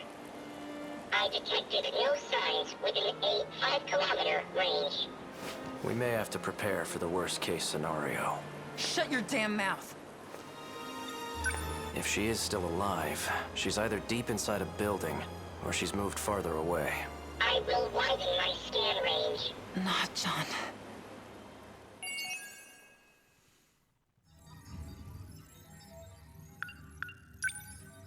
What? You know, I've talked to Jason about this. I was like, I made a joke about analytical thought, and I said, Jason, when you decide to do raw S, because I was giving him an example, right? When you decide to do raw S, don't you like weigh the risk and the reward, and don't you think about like the proper placement of where to do the raw S, and don't you think about the results afterwards? He's like, no, I'll just do raw S. I'm like, fuck, man. This is gonna be the perfect example to illustrate what I was talking about. And it didn't work. He doesn't think about raw S. You just do it. You feel it. You feel it in your loins. I got a raw S here. And sometimes that's all right, man. It's okay. I know the. Okay, so yeah, have you ever made a decision in a fighting game? We'll just do it this way, just specifically fighting games, where you know it's an inoptimal decision, right? It's not the proper thing to do, but you want to do it because it makes you feel good. Yeah, I've been there, right? I run up to people on their wake up and I DP them because it makes me feel good, even though the risk is gigantic and the reward is nothing. Right? The reward is you got into someone's head. That's really about it. But it's like, I gotta do it, man. I gotta do wake up DP on their wake up. It feels good. I gotta. I have to. And the problem with that, though, is that there's a mentality that I get into in fighting games where I weigh the proper decision. I'll put that in quotes, right? The fundamental decision that makes logical sense that I should adhere to. But the issue with that is if you always think logically, like here's the safest thing to do in this situation that still has a reward, and they have to guess or something like that, right? The problem is you become predictable, and I've seen that come from other players all the time, and I'm like, okay, this is too intelligent of a decision. I have to make sure that I throw in like a curveball here and there, so I'm not as predictable. I'm not as easy to understand. That's why like Jekyll and Hyde playstyles are so strong in fighting games, right? Even Daigo has mentioned that before in one of his streams and videos, if I recall. Anyway, I forgot how that even applies to 13 Sentinels. Give me a second here. One of the things I like to to bring up when going into fighting games, and this I promise will apply to 13 Sentinels, is that you bring aspects of your real life to better inform your understanding of how to approach something, right? So when I first played fighting games, I came from a creative writing background, right? So I didn't think of fighting games as a two characters controlling a certain amount of space on the screen, and this is what this hurt box and hitbox looks like, right? That wasn't where I was at. I was thinking, okay, fighting games is a way of self-expression. Most people probably understand that. And the best way for me to approach this game is to create, right? Create something. That's why I love labbing so much. Most people know me by that now. And that aspect, that experience in my life gave me a cleaner understanding of fighting games because it's my own personal kind of story applied to a medium where self-expression is at least apparent, right? Well, that's a genre in this case, fighting games. Anyway, applying that to film. Because film borrows so much from real life, I think it is very useful to bring in your actual experiences to form a connection if you don't understand something. Now, that's different from like forcing your perspective on something that doesn't exist, right? You still have to defend your argument using visual evidence, so you're not like in the Matrix or something. But if something speaks to you, right, like this scene makes me feel a certain way and reminds me of my past history in a relationship or something, that could be useful to bring up. So when I think of film, I apply my background in literature, right? I apply some of my high school knowledge of like acting classes. I apply communication studies. I apply mostly just that, I'm being quite frank. Yeah, sure, I've written here and there, but not that much, right? And those kind of like background information that you have really helps you read into something. What prompted that though? I forgot. Oh, it's because Dom said something about raw S. Okay. Yeah. That's it. That's actually 100% it. Do you know why I love like suggesting film to someone else or like a game to someone else? It's because I get to see how they think. Like I had this conversation with Jason at Combo Breaker about a visual novel that we read. And I was like, I want to know more your thoughts about it. And Jason is an engineer, if you're unaware. So the way he saw a visual novel's programming was so enlightening to me that I couldn't help but just be in awe, right? That's the fucking amazing thing when it comes to people applying their own experiences and understanding our work. Okay, don't laugh. We were talking about Doki Doki, right? We were talking about Doki Doki at 3 in the morning. We walked outside. We walked outside the hotel because I was searching for a place that was selling cigarettes at 3 in the fucking morning. Okay. And the thing that he brought up was how the programming of the game was very. If you take apart the game and you read its programming, it's very revealing of what the story is, as well as like kind of it helps you appreciate it better, right? That all these things were actually factored into making that story. And I know that Doki Doki certainly has a reputation. Yeah, whatever, right? But I still think of it kind of positively as a way of like introducing people into the VN medium. And I've had like actually really good positive interactions with people who were like, what the hell's a VN? They went to Doki Doki, and then they went to Nitro Plus. That was quite a jump. I'll be honest. Whoops. Anyway, Keitaro or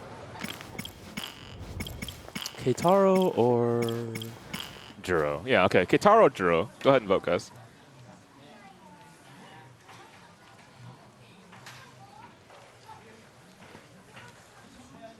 One for Juro, one for Keitaro. Juro, okay. Juro. Okay.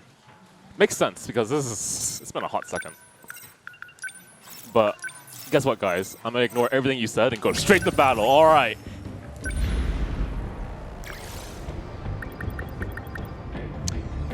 Many modified drum mines, so the explosive ones. Hijiyama, Mira on a strike team? Hijiyama and Mira. Okay, Understood. one. Hijiyama is... Sorry, who's Hijiyama again? I gotta turn my head. Got it. I'm ready. Okay,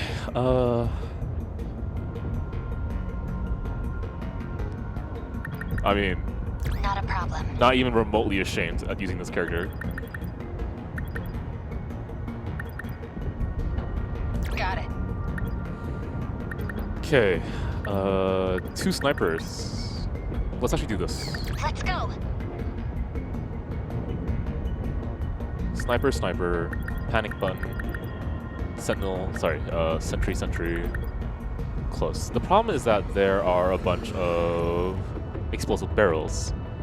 And that's still fine, you can push them away. And you can snipe them. Should be fine, yeah, okay. Okay, let's figure out investments now. Investments, huh?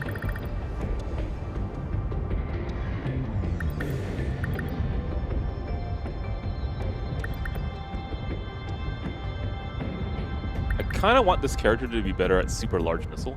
Like, when that thing hits, I want to make sure that someone dies. Okay, her EP is at whatever. Attack upgrades are here, conveniently. Okay. And she's at 917.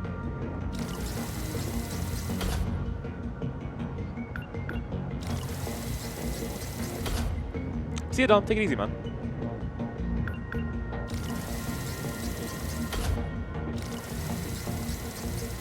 Alright, she's at 250 attack now. So now, let's upgrade super large missile. Oh yeah, that feels good.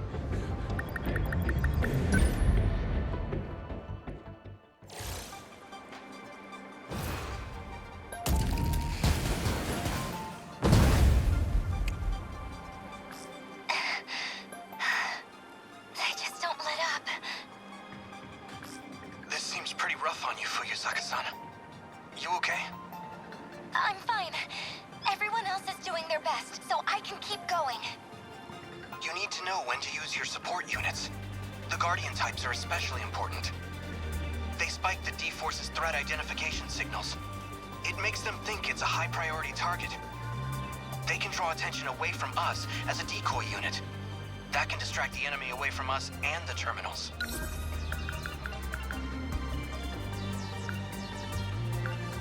Okay, he just gave me a tutorial. The EMP equipment on the first gens can get us some breathing room too. Though it tends to draw their attention instead of diverting it. It can be a risky move. A true soldier faces his foes head-on with pride. I couldn't ask a better chance at glory.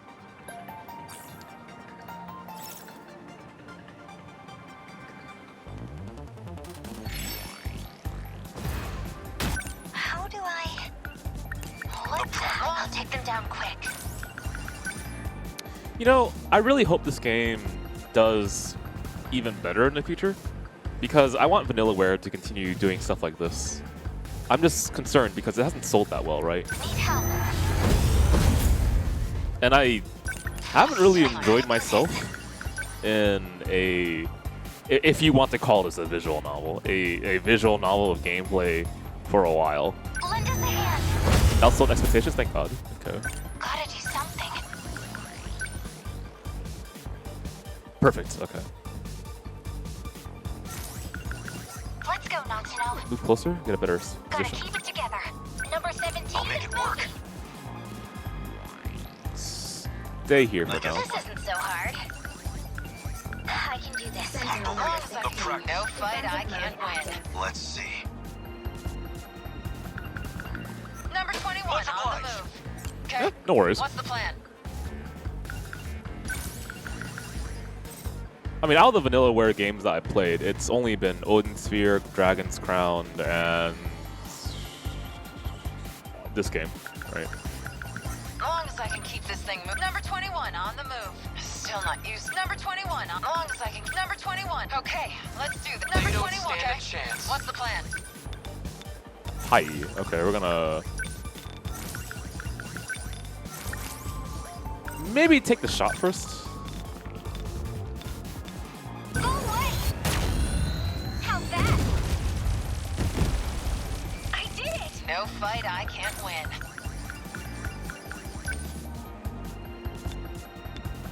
Oh, Granite's History. I recall playing that.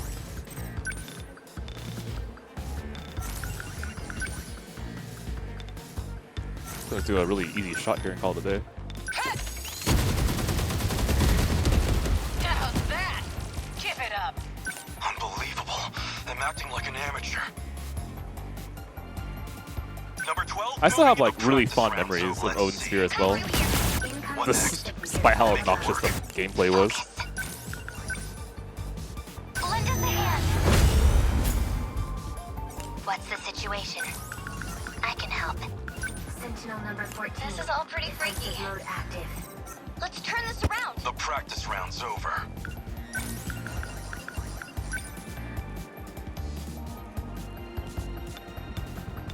I mean, as long as you enjoyed yourself, that's cool, right?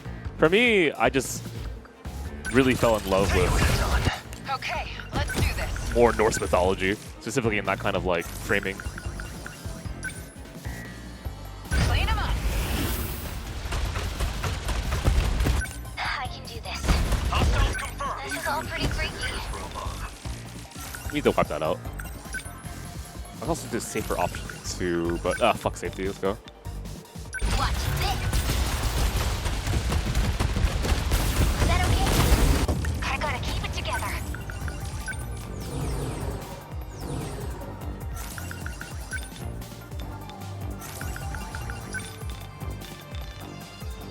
Just watch. Get it. Gotcha. Yes! Thanks. I'll make it work. I guess life comes at you fast.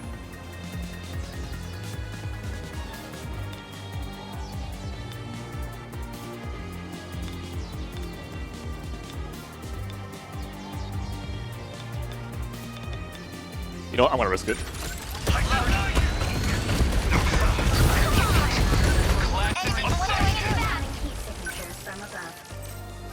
Okay, they're busting in.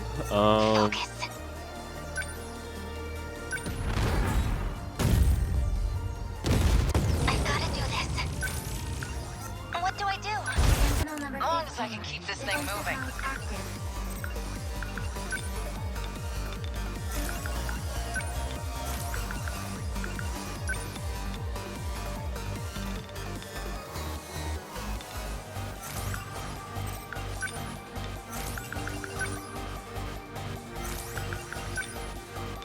Come on!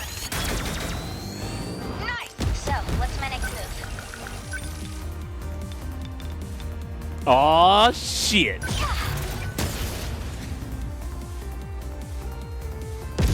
I'm getting what to do. Within enemy threat range. Need help. Unbelievable. I'm acting like an amateur.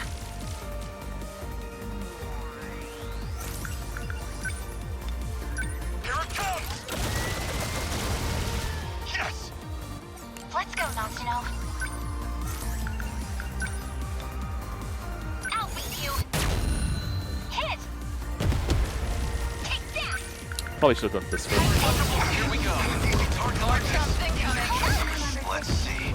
Enemy threat range.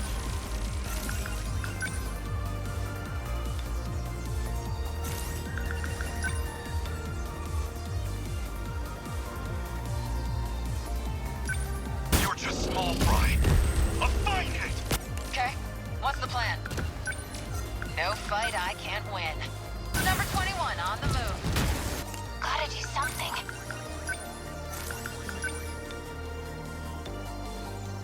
Go away! Get it! Yeah! Stay calm. Lend us a hand. Okay, I guess let's do you this. what next?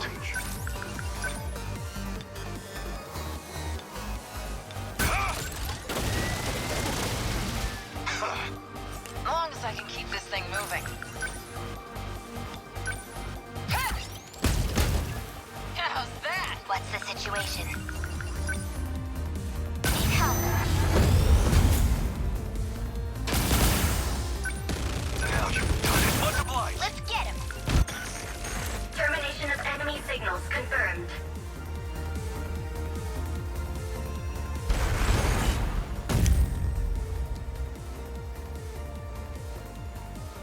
Aegis activated. Terminal closure complete. Surrounding 2-kilometer area now fully secure. Ending technical analysis. These things just don't stop. How long we gotta keep this up? If we could activate the Aegis faster, maybe we could mitigate some of our exhaustion as well. Actually, what do we know about this self-defense mechanism? Universal Control oversees the world through the terminals. But the defense functions refuse to respond when the terminals are under kaiju attack. The mainframe would go down without even noticing it was compromised. So when it comes to the kaiju, the system's paralyzed? That's one way to put it. And Operation Aegis is about covering for that weakness. The Deimos attacks open up vulnerabilities so they can attack the terminals. We exploit those same vulnerabilities with some low-grade hacking to provoke the terminal's security. And trigger the defenses ourselves. The Aegis system activates, and the terminal locks out the kaiju intrusion. If the threat of the Deimos is too subtle for detection, then we simply present a more obvious one. That makes sense. Okay. So it's a ruse. Like sounding a fire alarm with no fire to get people bounding out of their bunks. Familiar shenanigans. Isn't that why they used to call you a no-account rascal? At any rate, that's why we can't activate it until the D-forces are close enough to the terminals. Because it has to, like, notice that there's a threat. Man, this is rough. I wonder if you can read into that.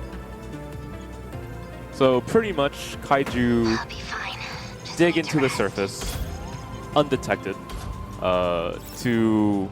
To make sure that they are detected, you have to also hack into the terminal to activate self-defense mechanism.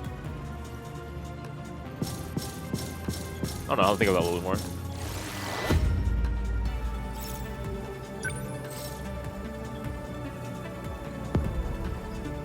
Oh, whoops. Okay, I'll come back to that. Did I really forget Mura? Jeez, silly me. Okay, I just had to remember on stage 6 to redo it. Alright.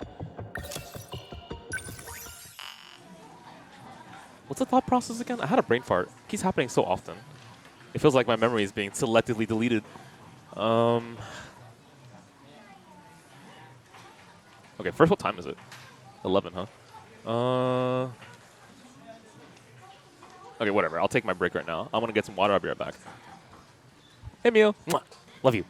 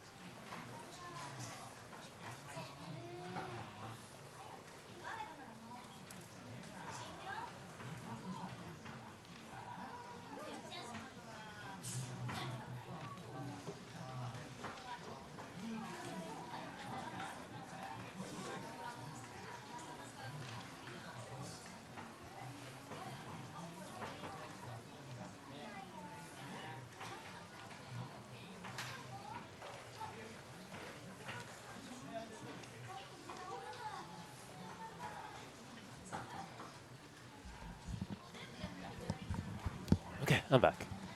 Drink water. Okay, yes, stay hydrated, I agree.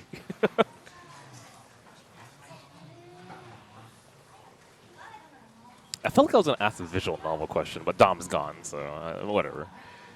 Okay. Definitely something else. I don't think about it. All right, whatever. Juro it is. Me?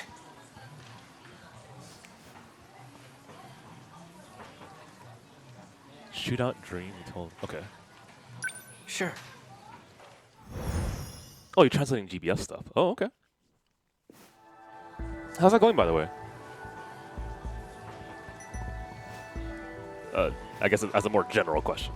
Hey, Juro, let's go home. Oh, the character I never see in any other route. Oh yeah, almost forgot. I never finished reading this.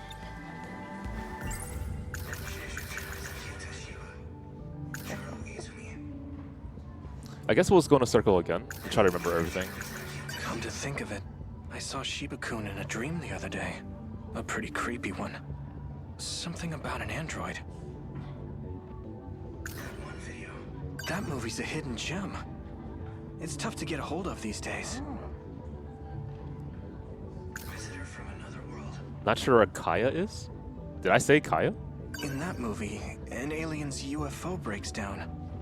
So he runs away to take refuge on Earth. There's a famous scene where he teleports onto a bridge. Terrible dream. Oh, that's what you're checking out. I understand. That dream was awful. I was going around killing students. I shot so many. Like Fuyusaka-san and Yakushiji. If that was a real memory, does that mean I actually did all that? Issues at home. Minami-san suddenly showed up at my house, and then brought over Miura-kun out of nowhere. As if I didn't have enough problems with Yakushiji around. I always dreamed of living on my own. So much for that. In my dream, a woman and I went back in time to prevent the extinction of humanity. To do that, we had to blow up some sort of research facility. And, well, we did it. And if that weren't enough, we shot the researchers dead. The woman I was with in that dream looked eerily similar to Fuyusaka-san.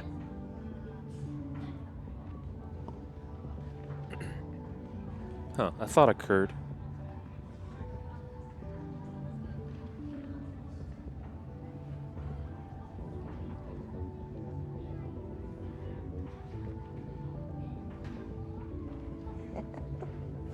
I mean, that seems like a very tangential thought, so I guess I won't mention it. I tried asking her about that talk she had on the stairs, but she just dodged the question. She had a sad look on her face. So, let me get this straight. Juro Izumi came from the future. He lost his memories due to some incident. And the damage was so bad he needed a whole new personality. That's how he became me. Juro Kurabe. It's so hard to believe. But if it's true, that would explain why I kept feeling like something was off. Okay, that one video is the next connection. Oh man, Let's go. Can't talk to me, Waku? Hey, don't you want to go to Amiguchi-kun's place? You didn't bring it up today. Miwako. Miwako. Miwako. Well, I beat the game, so now we can hang out, you and me. Where do you want to go? Did you just want to go to Amiguchi's as usual? I'm fine with whatever. Do you think that one video's still available for rent? Probably. Want to go check? Okay, cool. Don't forget your bag. Hopefully no one's checked it out yet.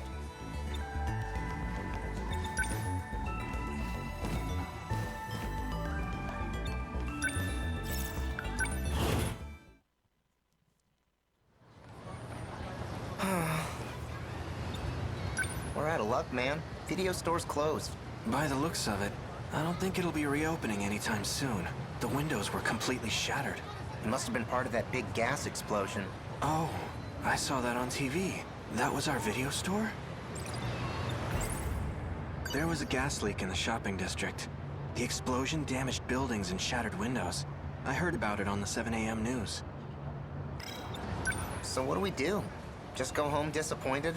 We don't have much of a choice. Ah. Well, I thought of one question, at least. It's not really relevant at all to this thing that you're experiencing right now, so I really apologize. But Dom, if you're listening, is there any localization or English translation of Two Heart?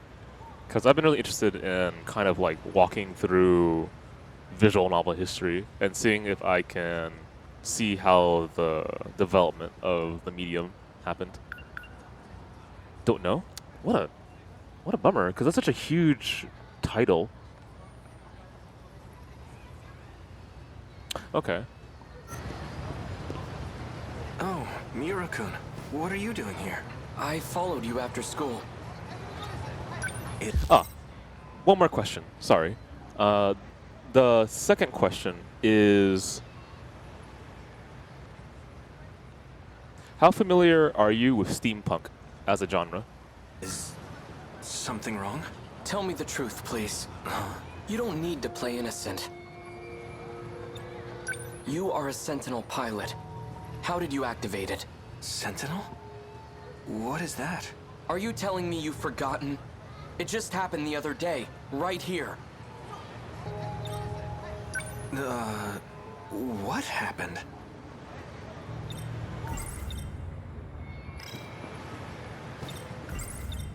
You mean the gas explosion? I heard about it, but... That wasn't a gas explosion. It was you. You transmitted your Sentinel right over there. I recall that. Took a while. Yeah. You talking about movies? I think I saw that one. Oh, yeah. Now that you mention it, that did happen in one of the tapes you let me borrow. Jiro-kun. Who are you talking to? Oh. Well, that explains a lot. I'm talking to a talking cat. That's right. Or a talking dog. Why not? you to yet. Feels like it. Your last name is Shiba, right? That's right. Yeah, it is. This is one of my classmates. His name is Kyuta Shiba. Where is he? What? Shiba-kun? He's right next to us. Sorry, but it's just you and me here. Come on, Miura-kun. Wait. I think this has happened before.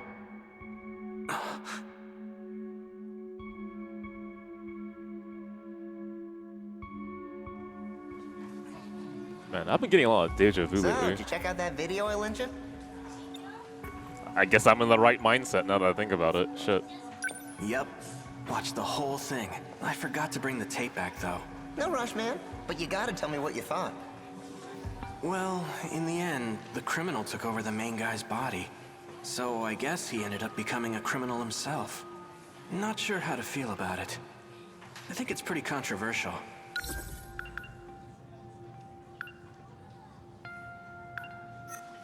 Oh yeah? I thought the ending was awesome. Hey, why do you keep talking to yourself? Is everything okay? Not gonna say anything? Bro, back me up here, man. I believe in you. I'm not talking to myself. Then who are you talking to?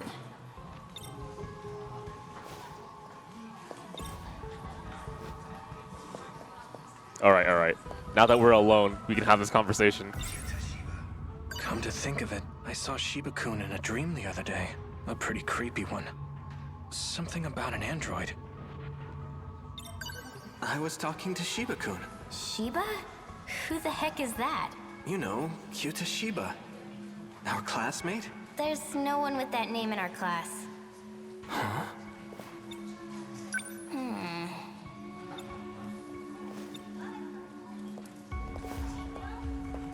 Well, he's still there.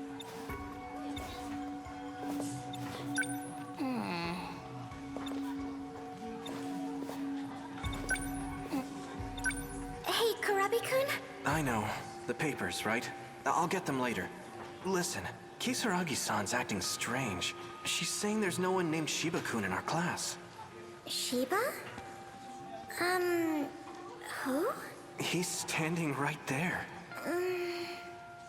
Kurabi-kun, there's no one named Shiba here.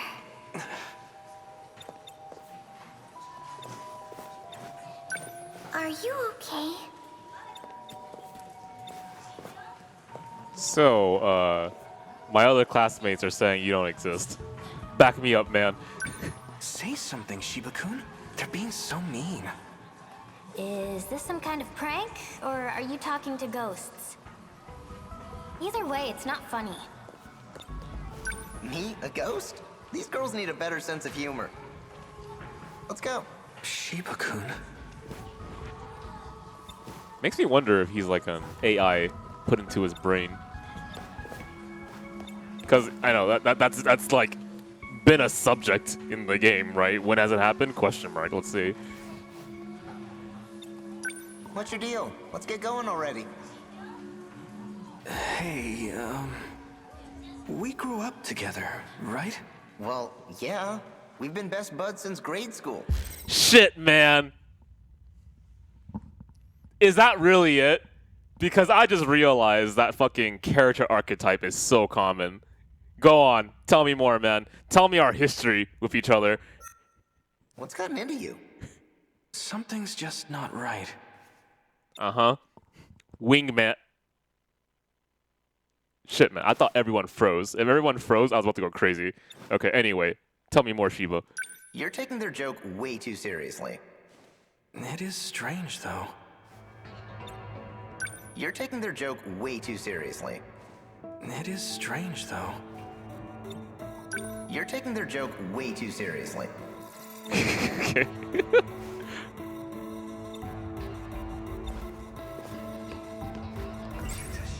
It's odd. When I think about grade school, I don't remember him at all. I can't remember any times in middle school either. It's odd.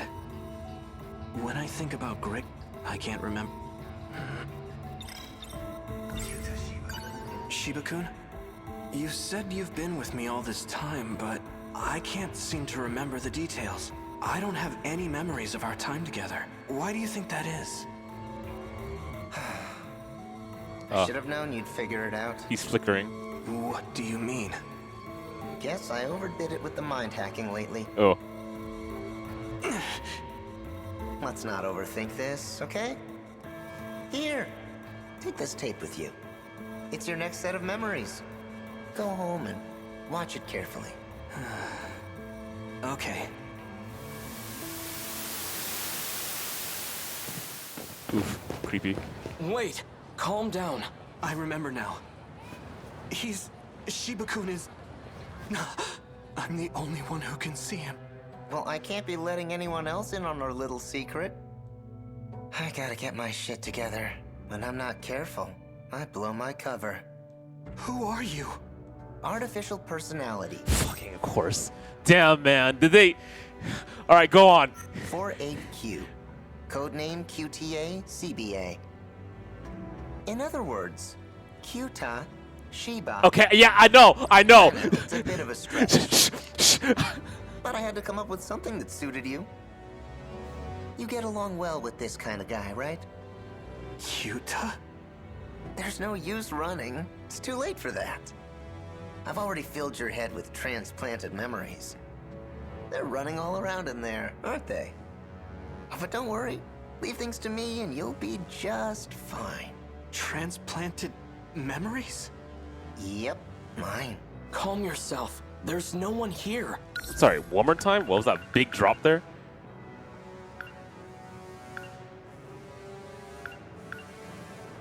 Got it, go on. But he's right there in front of me. You would have been better off not knowing any of this. What a shame. So those movies were... Shiba-kun's memories. Shiba's? No. My real name is Juro Izumi. You're not gonna remember this anyway, so chill out. Unless you want to look like a crazy person. All right, my friend. I've got a new video for you. Just forget about the world for a bit. And watch this. You're gonna love it. It'll wipe your mind clean as a whistle. No. Stop! Jiro-kun!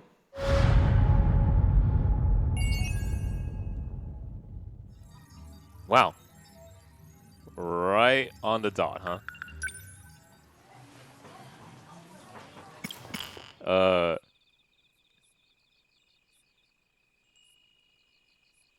I mean, I'm not really sure what else to add to that, other than I was thinking. Okay, so here's how I came to that conclusion. First, obviously, it's been introduced in the story that there's an AI that can be added to your brain as support, right? Specifically, the word support. Then I listened to his voice and I thought to myself, you know, he kind of reminds me of a character that Levi would like. He's one of the streamers who plays BB Tag, right?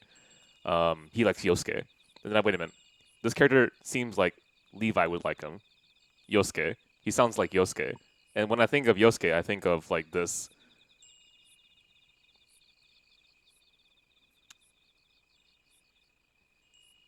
Give me a second as I'm being very careful about how to phrase this. Okay. When I think of Yosuke, I think of a character archetype that is dedicated to propping up the main character and doesn't have much development, unfortunately, right? So with that knowledge of how that character archetype can work, I realized, oh, it's probably an AI. That was my logic. That was my thought process. And then it ended up being the case. So they took... I mean, I'm pretty sure, I'm somewhat confident at least, that the author took a very common archetype for that role of support that would fit for a guy who's in high school, right? And then just built off of it. Because what other archetype would fit that best? I always thought that was kind of a bummer too, but like writing takes time, right? And you only have a certain amount of time when it comes to film or a TV show. So you can't develop every single character that you want. It also depends on the structure of the story as well. That's actually the super convenient thing about how the story is being told, because every single individual character needs to have their story told to fit the entire bigger picture, right? So that allows characters to feel like they stand on their own versus as compared to a functional device character. Do you know what I mean when I say that? This character's sole purpose in the story is to move the plot. They're not really a character. They don't really have a background. They don't really have a personality. They're there to, I don't know. Hey, main character, we need to move forward now. Let me introduce this problem in the story or something.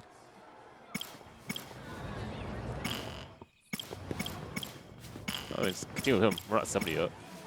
Right.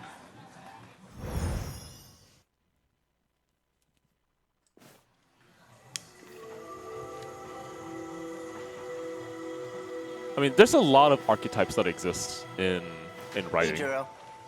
Let's go home. So, oh, that angry ass face.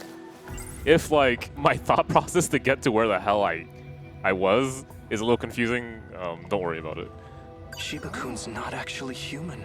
And not only that, he's been manipulating my memories. It seems his goal is to turn me back into Juro Izumi.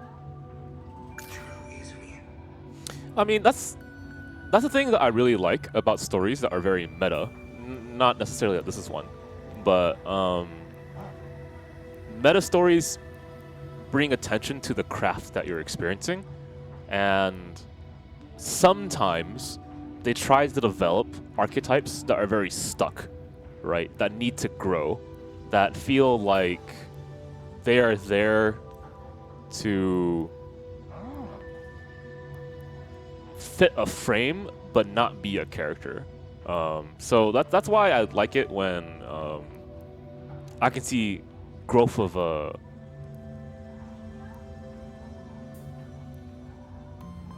representation. Sounds a really strange way to put it.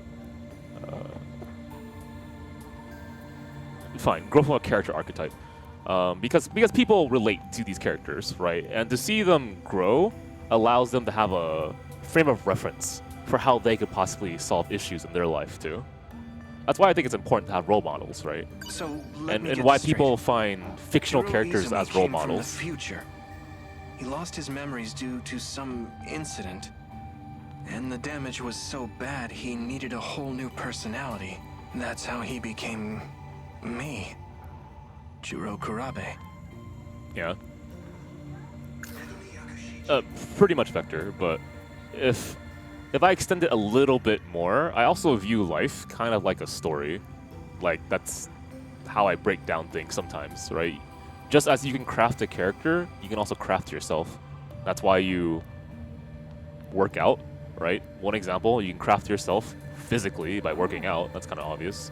You can craft your interpretation from others by having more evidence for yourself, right? So that means, do you want to be a person who does good things? Perform the actions of a good person. And I know that can be a little bit weird because there's things like having malicious intentions, right? So you can have bad intentions by doing good things anyway, and that's not where I want to go with this, right? I'm saying one's identity is a mixture of what you do. So for example, if I am a teacher, I do the action of teaching others, right? And that's a relationship that requires the action of doing that while also having students, right? Because you can't just be you can be a former teacher, for example. So you're not teaching anymore, but you had a relationship with someone which allowed that thing to exist as your identity. So identity is not just something that's kept to the individual, but it's a shared thing as well, right? It's a strange kind of interesting nuance to that. So when I think of the world as something that you can craft, like a book, right? I think of it as a mindset that I have to better walk me through things that got me confused in life. I tried asking her about that talk she had on the stairs, but she just dodged the question. All right, good luck to you. She had a sad look on her face. Good luck, Dom. I called you deep for a second, which is true, don't get me wrong, but I confused Dom and sheep, and I put it together. In my dream, a woman and I went back in time to prevent the extinction of humanity. To do that, we had to blow up some sort of research facility. And, well, we did it. And if that weren't the woman I would... Reminds me of the time that I almost called Mio Dio, because I mixed up director and Mio. I was like, what? Director Dio, oh shit. Fuyusaka-san and I were the only ones who made it. We escaped to Sumire Bridge 16 years into the past. These must be Shiba-kun's memories. Or rather, the other Juro Izumi's. That dream was awful. I was going around Mina? Okay. Let me guess. You're meeting up at the same place again? Pretty much, yeah. See ya. Bye. What? I guess it's about that time. Why the long face? Have another nightmare or something? Knock it off. I'm not stupid. I know I'm the only one who can see you. So it wasn't fully wiped. Damn. I guess mind hacking has its limits. Why did you do this? Why did you give me Juro Izumi's memories? Are you trying to turn me back into him? Don't worry about it. You were never meant to be this way in the first place. What exactly are you? 48Q. QTA, CBA. I already told you. I'm an artificial personality. That doesn't mean anything to me. Then why don't you watch this video and relax? I'm not watching it. You know, we can't have you causing a scene here. Your memory needs to be wiped clean. Let me try one more time.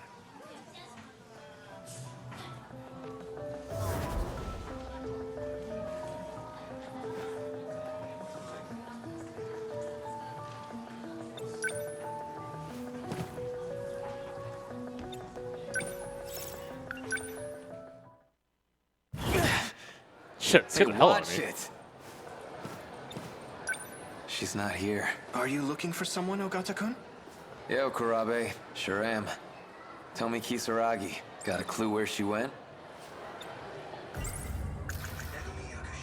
Is she really on my side? She wants to change me back into Juro Izumi. Can I trust her? Can't expect you to know.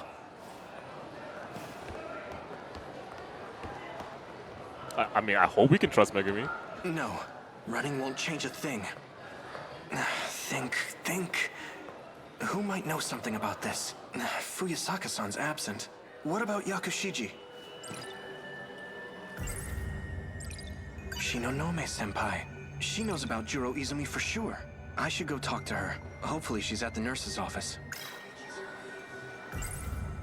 It just... Oh, you can make a decision off of those. I understand.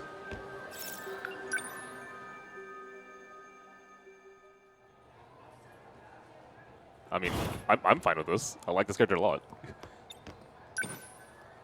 Shinonome-senpai, please wake up. I relate, because I'm bullied all the time by Mio. Yeah, look at all those bandages. That's what I look like after spending a day with Mio. Izumi-kun. No. Don't you remember? I'm Juro Kurabe. Kurabe. Please help me. What happened? It's Shiba-kun. He's been messing with my memories. And replacing them with Juro Izumi's. Izumi-kun's? That's odd. According to Morimura, his memories were lost for good. Miss Morimura? Our teacher? What does she have to do with this? I'm talking about Shiba-kun. Who is Shiba-kun? Q Tashiba. He called himself Personality 48Q. I'm the only one who can see him. I'm sorry. I don't know anything about that. Am I going to disappear? Well, if Izumi-kun's memories were transplanted into you, does that mean you know about his past? I saw it all in the form of dreams and movies. What happened in them? What memories do you have of his? What were your dreams like?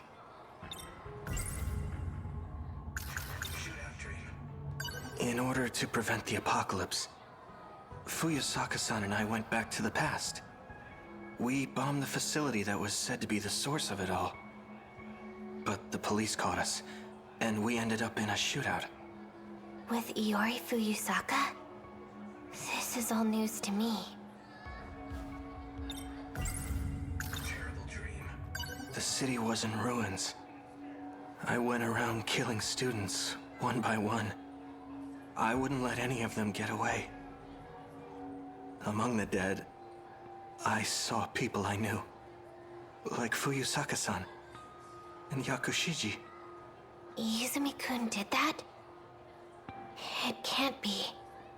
There's no way he would do such a thing. Could you tell me more about the Izumi you knew? I would love to know.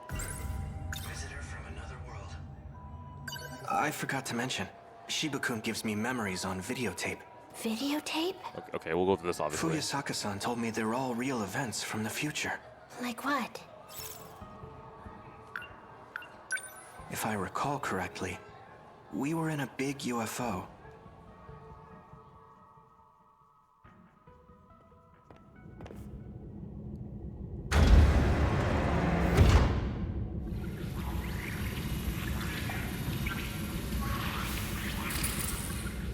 I mean, it's a minor thing. Actually, it's not really that minor. People's interpretations of you can change how you act towards them. What a surprise. I made it back. How How did it look, Jiro? Not good. I arrived right in the middle of the invasion. Barely made it back in one piece. I don't think the world had much of a chance. The year was 1985. Is that a flyer from a movie theater? Logs indicated shutdown sometime in the Heisei era. But at the time I visited, was right there in Tsutsuji Ward.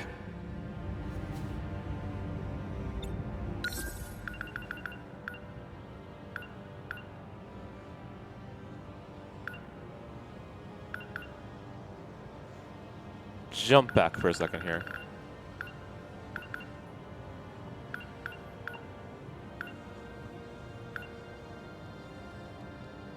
Okay. So Sector 4 is in 1985, and Sector 3 is in 2025. That's another 40-year gap. This machine only lets us travel to specific time periods, all of which are under attack by the invaders.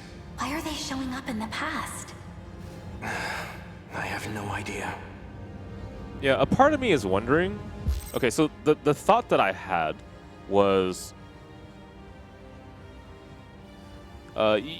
you know how I was talking about earlier that if the same actions are repeated, then there is no change to the future. That's super logical.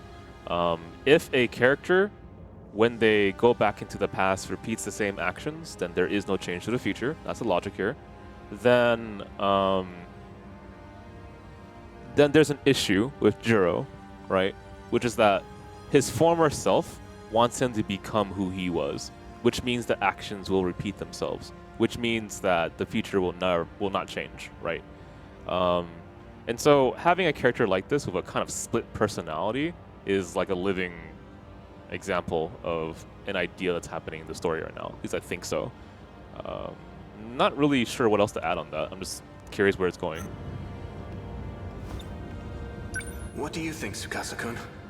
Well, the one other possibility is that how others see Izumi is not how he sees himself. And what I mean by that is Izumi having his only... Izumi as a loner, right? Let's pretend he's a loner, who is unwilling to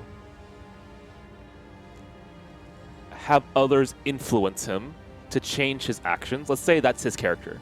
Okay, I'm not sure yet. Let's just say that's the case. The way to properly resolve that conflict with that character is to have others influence him, the thing that he doesn't want, right? And to reveal to himself that there's a side of him that he has neglected, that is still true to who he is. That would be from the perspective of a writer who's trying to craft this character. I don't know if that's the case. It's just a possible solution here. And that's the thing I'm thinking about right now, if that's what they're trying to do. We have no record of such an invasion occurring back then. If that's the case, it's inconsistent with history as we know it. You're right. It was just last year that we were invaded. The year 2104. Okay. That was the first and only time. If there were a kaiju attack prior to that, we would have known about it. We must be dealing with a time paradox. Maybe something weird happened when they arrived. It could have caused reality to split into parallel universes. We know that kaiju technology allows for time travel. Right. It's not hard to believe that would impact the future in some way. Hold on. While this device does appear to be a time machine, it may be premature to make such assumptions. An earthquake. A big one. Something feels weird about it.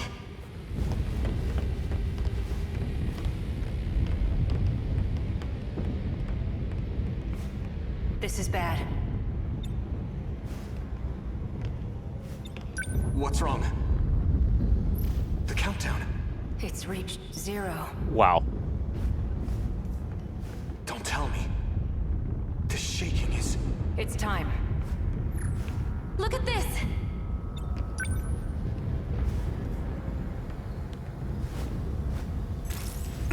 We're rapidly losing contact with zones of the UFO.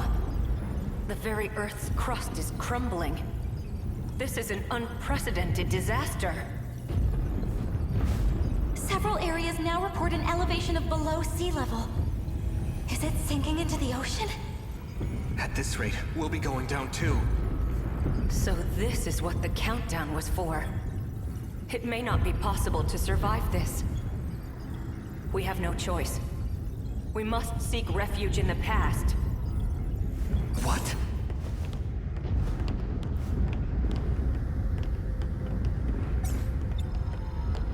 Get in the transmitter. Are you serious? If we do that, we might not ever come back. And if we stay here, we die. This will need a timer. When it's all set, I'll join you. Please, get to the device. All right. If you're setting our destination coordinates, let me suggest Sumire Bridge. Amidst the destruction I saw earlier, that bridge was still standing. You heard him. Let's get in. Okino-kun.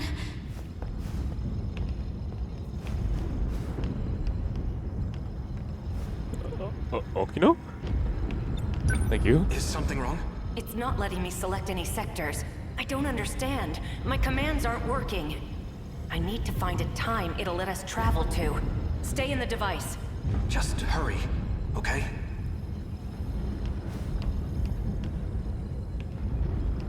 I've got it. Sector 0. I don't know what year that is, but it's the only destination we can access right now. Tsukasa-kun, get over here, now! I can't. It's not letting me set a timer. I'll need to operate it manually. Go on without me. Tsukasa-kun!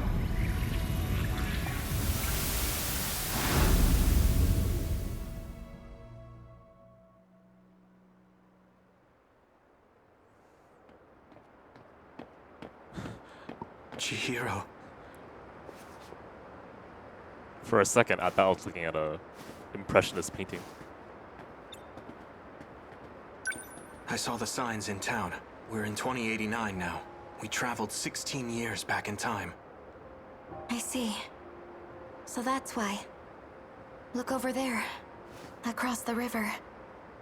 It hasn't been redeveloped yet. No wonder Century Tower isn't there. It wasn't built until 2100. Makes sense. It'll be over 10 years from now before it goes up again.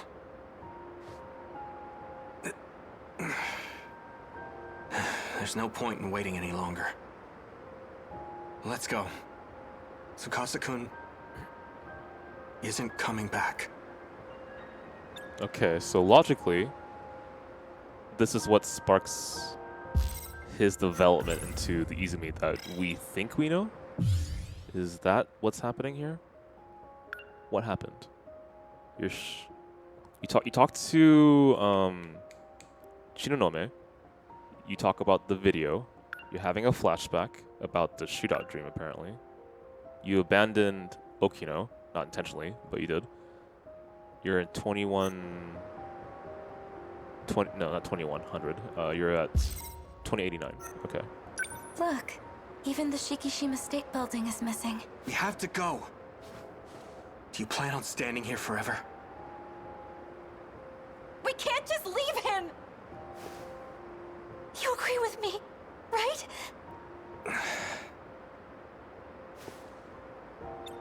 In this era, you and I are still newborns. Even your own mother wouldn't recognize you. Our citizen ID won't be valid here either. We can't purchase anything or use public services. So brand new start. City may look familiar, but this is the world of 16 years ago. To us, it might as well be a foreign country. But we can't go back. We have no choice but to figure something out.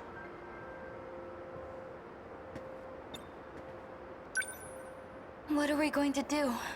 The invasion's going to happen again in 15 years. We need to warn everyone about it. Will they even believe us? All we can do is try. And if they don't, we'll take matters into our own hands. No one else knows what's coming. It has to be us. Let's figure out how to get back to the UFO. It should still be buried underground. If we can find it, then... I get it now. We can save Okino-kun. All we need to do is travel through time again. I can't say it's impossible. But if we're ever going to do that, we need to make it through today. Let's find ourselves some food and a place to sleep. You're right. Shall we?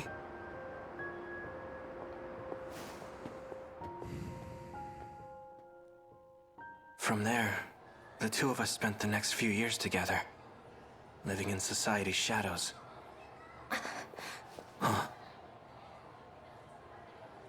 Yes? Are you alright?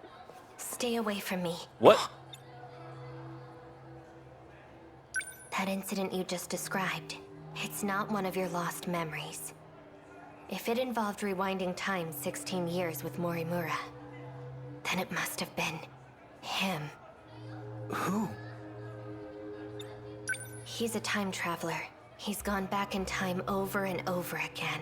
A time traveler? That's crazy. The memories you've been seeing are his. But his name is Jiro Izumi. Does that mean he's me from the future? No, it's a different Jiro Izumi. One who came from a lost world. Stay back. I was told he's incredibly dangerous. Something. Sins of the father. Please don't blame me for the past actions of someone that I'm not. Question mark. Also, I want to keep walking closer because it's funny when you move back. So that means my dreams are memories of a lost world? And Shiba-kun is that world's Jiro Izumi? That man has nothing but his consciousness left. He transferred himself into an android and fled. His consciousness? I do not know. Oh my. Looks like Senpai isn't feeling so good. Shiba-kun! Man, you've sure got a big mouth. Stop this! Oh, come on! Ryoko Shinonome's a freaking weirdo. If you really want to take her word for it, you'll have to face the consequences. Ow. My ears actually bled. Alright, Shiba-kun. Ow! Like, ow! Actually painful.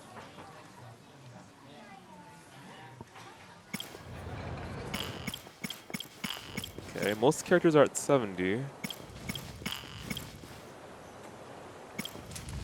Okay, Taro's probably next. Then Natsuno. Okay. Hang on.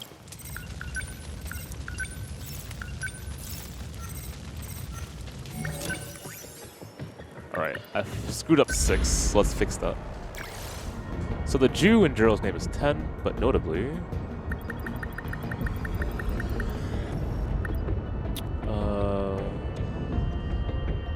Hijiyama and Mura. Moving out. Okay. I'm ready. Is Jiro going too? I'm on it. Fine.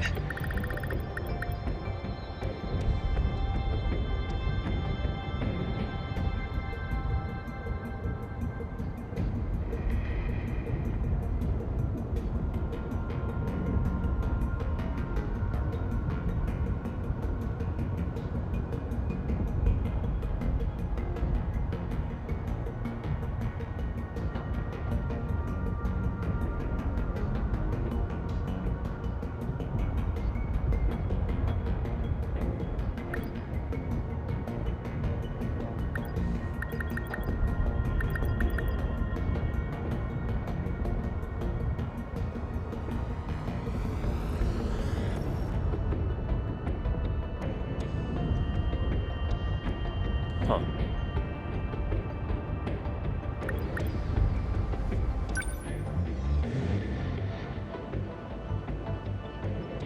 Interesting.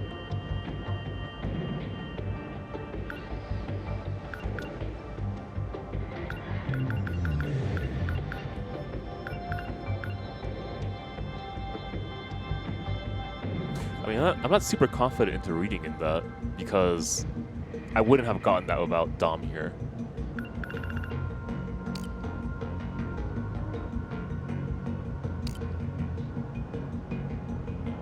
I think I'll just stew in my head for a little bit.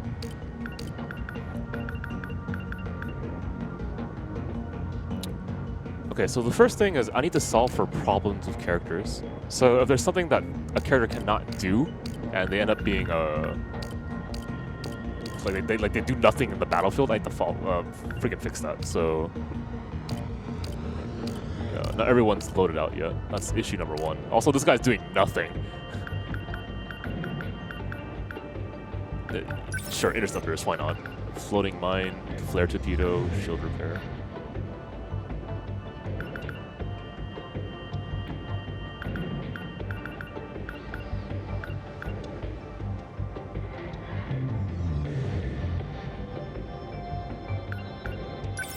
Okay, support, I suppose, then? And if he's doing nothing, interceptor up. Okay.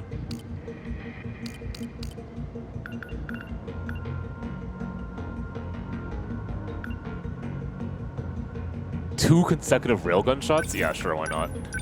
I want to live that life. Okay. Super large missile, but we have to.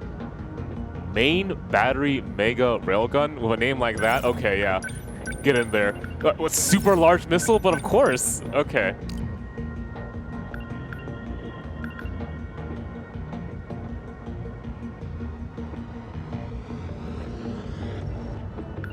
Okay. That makes sense, given that she's a runner. Sure, I'll take it. And I can't afford anything else. Okay.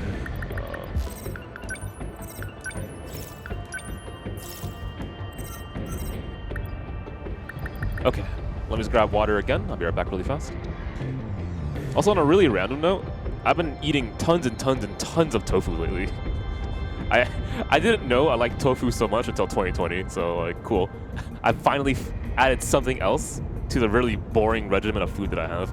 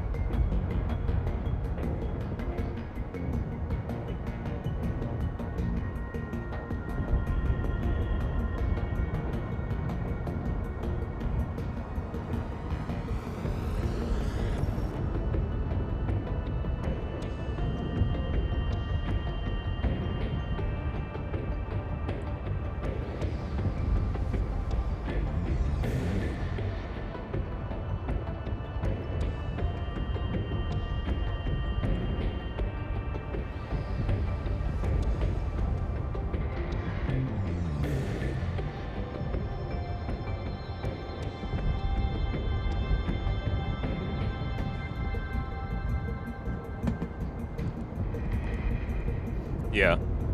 Anyway, crunchy tofu, which sounds kind of funny, but it's not really right. It's like totally my thing now.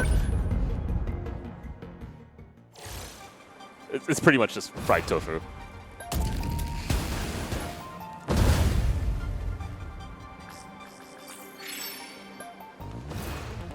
Can't mess this up. Don't waste it. What now? Back me up! I won't give up. I'm counting on you. Don't let up. Don't waste any chances. Number 11, moving out. Remember, enemy on the move. Number 19, commence movement. Let's actually split this up, because I know there's going to be an issue with all going one direction. What do I do? Should be handleable. Number 10, moving out. What's the plan? My turn now. No point overthinking it. Number 10, moving out. What's the damn it? In enemy threat range.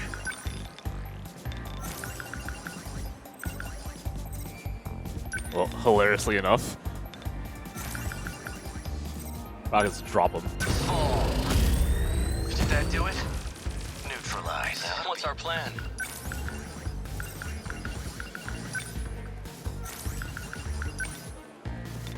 Target confirmed. Take that! Ooh, delicious. Threat suppressed. Okay. What now? The I guess life comes at you fast. The practice round's over.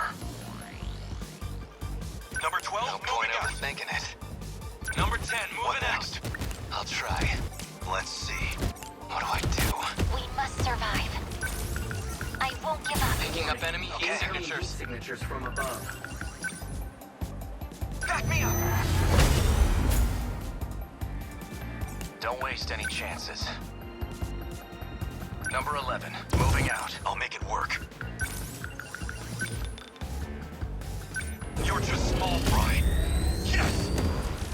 Is that it? Okay. What now? How's the Sentinel? They ought to be used. My turn now. New D4 don't let her like any other parts. From above.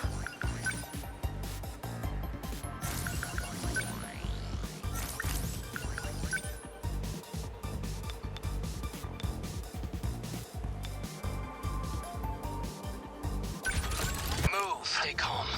Remember your training. Number 19. Commence movement. Comes at you. Not throwing away my shot. Now. Did I get it? Unbelievable. I'm acting like an amateur. I guess life comes at you fast. Number 12, moving out. I'll stop them. Can't mess this up. How do I can't mess this up? Back me up. The practice round's over. What next? We must survive. I'm counting on you. Unbelievable. They're like any I'll make no point. Let's see. Don't waste any chances. Fall. Good. I guess life comes at you fast. They're finished. A fine hit. Bow down. I'll try. Okay. What now? Number 10, moving out.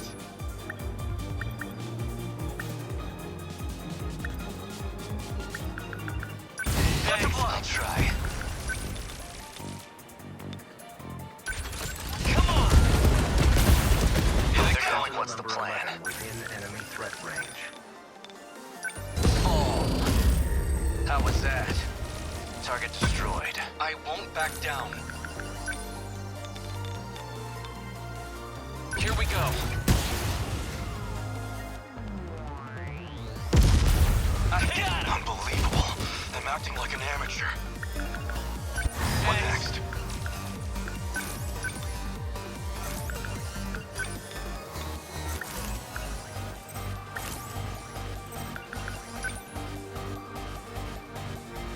Back me up. How's the Sentinel? Don't waste any chances.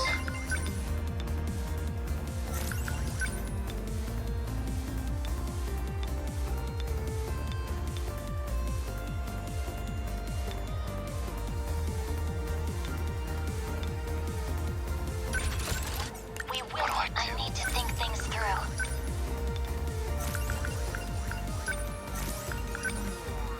There. Yo, DJ, what's up, man? They won't get past Okay. me. What now? No point overthinking it. Okay. What now? Die already! Get bent! That's what you get! I'll make it work. Stay calm. Number 4. Unbelievable. I'm acting like an amateur. You're just small fry. Senseless. Enemy on the move. Leave it to me. Take that! Very good. I'll be used to fights by now. From above. Number 10, moving out. No room for hesitation. Number 11, don't let up. I'll try. The practice round's over. A fine hit! We will not lose. Take that. used to loneliness. There's a person right there. Waste any chances. Don't let up. No room for hesitation. Number 11. Moving out. Number 10, moving out. What's the plan? Termination of enemy signals confirmed.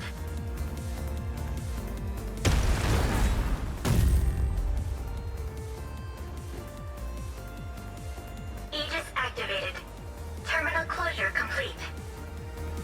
Surrounding 2-kilometer area now fully secure. Ending technical analysis. These things just don't stop. If we could activate act, you'd put the main. That's what the dot we entry. Did we do it?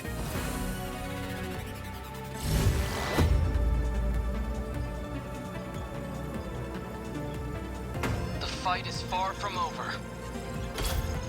Damn, really? MVP?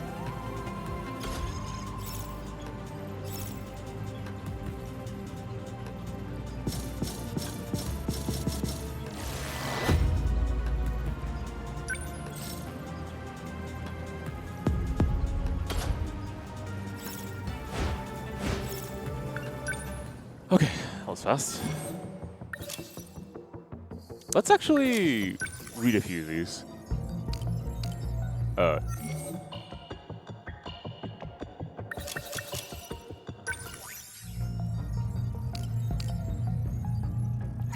Here it is. Okay,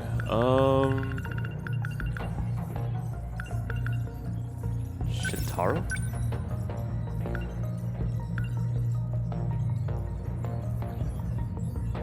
Okay, they're two different cats. I understand. The mystery is solved.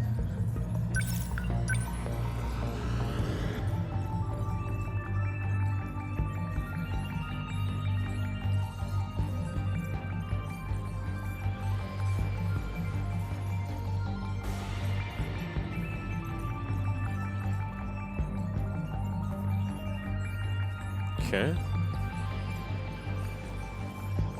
The Kisaragi android that 426 was using as his body got destroyed during the battle against Tamao Kurabe android in 1985, which is the bathroom, I think.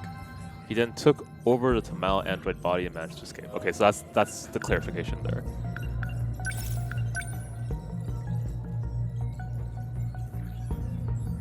In 1945, he's involved in the development of a secret weapon for fighting against the Americans. He has a daughter named Kiriko Doji. Okay. The originator of Shikishima technology. Okay. Let's do 3 more. I'll pick this one.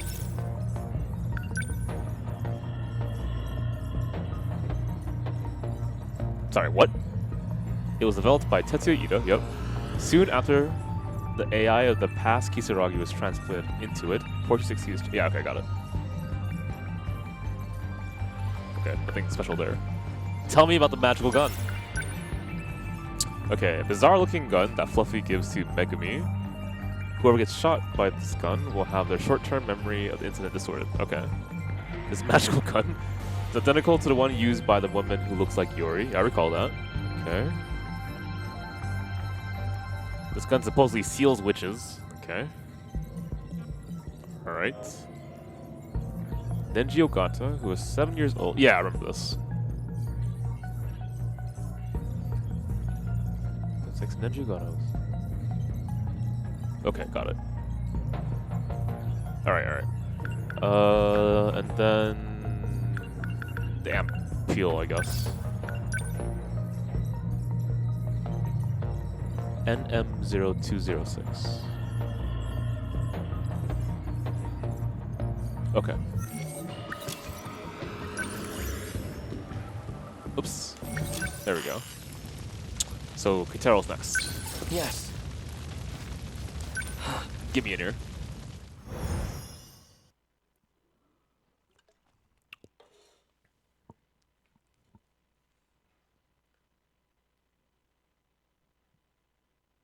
A part of me wants to watch a movie after this stream. No matter where I am, at least the sunset is always the same. Alright, from the top. I met Natsuno-san over at the shrine. She ended up dodging my question. What was she doing there? She attends the same school as Jiro-kun. At least that's what he told me. Despite a catastrophic loss, Japan recovered quite well. It seems to have entered a prosperous new era. Almost too prosperous. Before the war, my uncle gave me a sci-fi novel. A story about traveling through time to the future. It only ever felt like a far-off fantasy. To think it ever become a reality. Why were just the Sentinel and I brought here? That thing is beyond me. I'm no expert, but I know it's capable of some extraordinary feats. Time travel, though. Could the Sentinel possess an ability like that? Our mother's terrible at sewing, but she made this for Chihiro. I'd never seen her struggle with anything so hard, but she did it. It's pieced together with scraps of cloth. Not the best quality. Looks pretty good to me. Even still, Chihiro took it with her wherever she went. I checked the library for any records of such a weapon, but in all of history, nothing like it has ever existed. Not in the US, not anywhere. What was that thing? Okay, we haven't played Kitaro in quite a while if he's this unupdated. Okay. Nothing's changed today either. Holy, wow, look at that.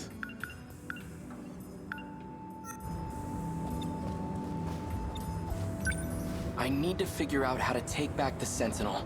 Then I can find a way to return to 1945. Oh, I can't seem to reactivate it. I've tried countless times, too.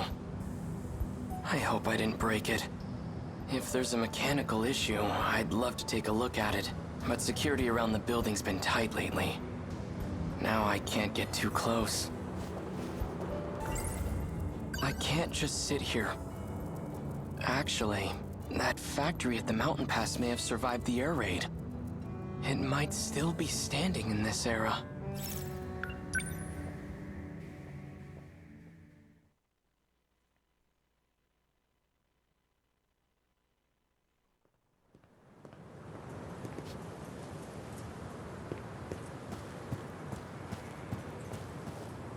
First time I've been here. What is this? Natsuno-san. Get it together, Keitaro. She certainly is quite... Yes, I admit she's bright, cheerful, attractive. Okay. But right now, I have more urgent matters to tend to. I saw when the war supposedly ends in that history book. August of 1945. If that's true, then Japan loses the war in just 3 months.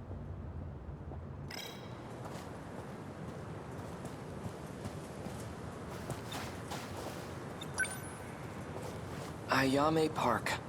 This is where the factory used to be. Okay, perfect timing, hey. Chihiro? Is it really you? What business do you have with my little sister? Who are you? I'm that child's older brother. Is there something you need from her? No. She just... looks like a relative of mine. Let's get going.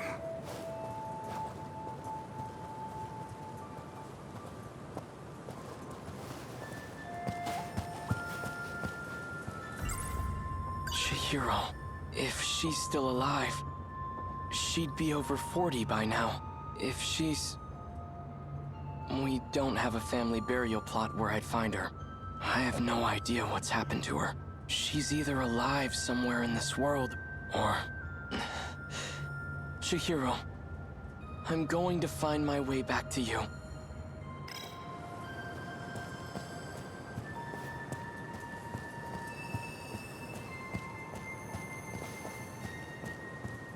In any case, I should go talk to Natsuno-san. She must know something.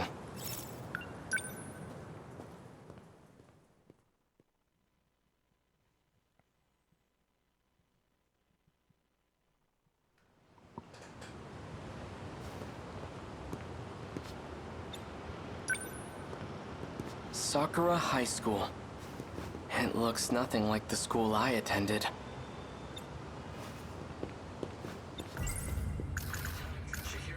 If she's... We don't have a family burial plot where... I have no idea what's happened to her. She's either alive somewhere in this world, or... Ah.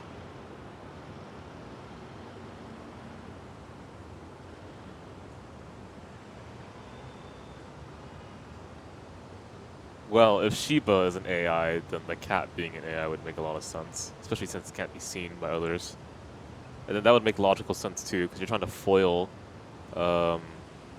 Jiro with Megumi.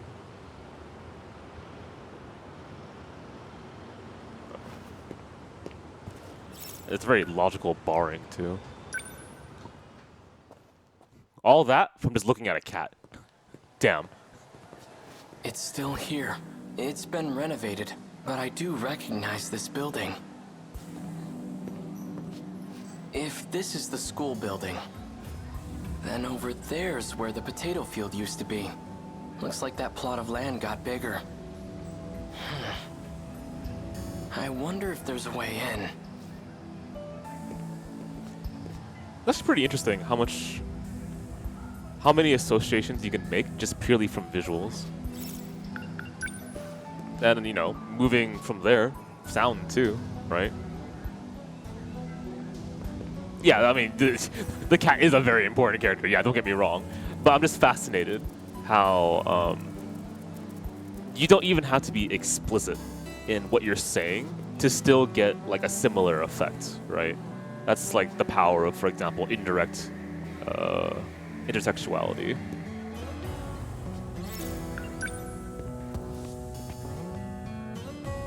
Or art history, actually. I keep forgetting to talk about that. I was watching a... There's no one here. Do they not use this building? I was watching a TV show with a couple of friends of mine, because we were just searching for whatever to watch, and we ended up on Last Exile, right? And I've talked about how there are several common ways to make your story more layered, right? Things like borrow references from other works, so intertextuality, use history, right? So your story parallels history, or it's making a comment on it. You parallel other character stories. So this character is going this way, this character is going another way. They're both headed in the same direction, possibly. I don't know. Or having at the exact same time, right? That's a very common way of doing that. Another way is... having all these brain farts now. What's another way? Having a story within a story, right? A very, very, very common way of like building depth for the work that you're writing or you want someone to experience. And the last thing, well, there's more probably, but the last thing that I keep forgetting to mention that only occurred to me because I watched Last Exile is art history as well, right? So if... I mean, even your audience doesn't even need to fully understand art history because it's like integral to our lives already. But if you do understand art history, then you know when you look at certain designs, the meaning behind them, right? Why people like the Greeks and their architecture, for example, it's like freaking worldwide, or why certain elements of architecture are inspiring. That's a very terrible phrasing. Let me try this one more time. I'm thinking only in the context of Last Exile. Give me another art history example. Let's say...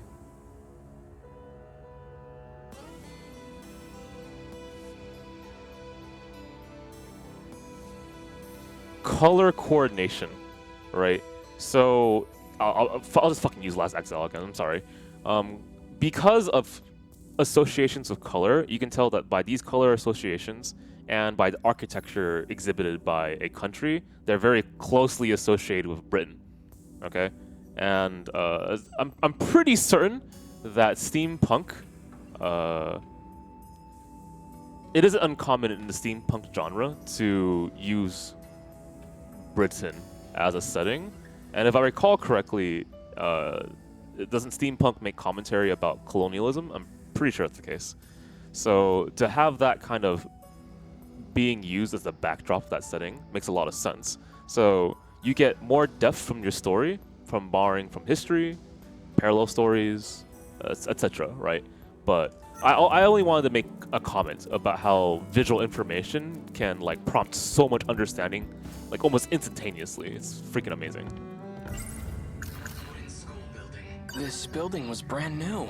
Again, quote Now the floorboards being based creak. on Klimt. I know that name. Let's take a look.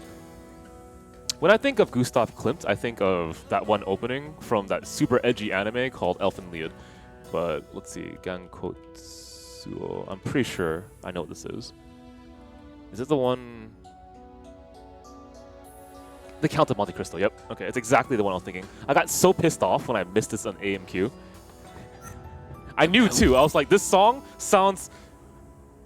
This sounds like it would be perfect for this anime. It has to be, but I got it wrong. Those are all scratched up. And really has been 40 years.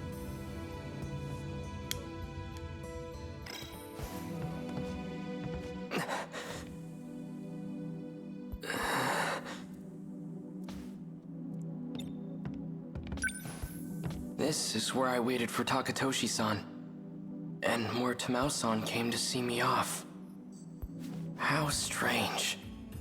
It almost feels like it was all just a distant dream. Alright, enough. This isn't the time to be getting sentimental.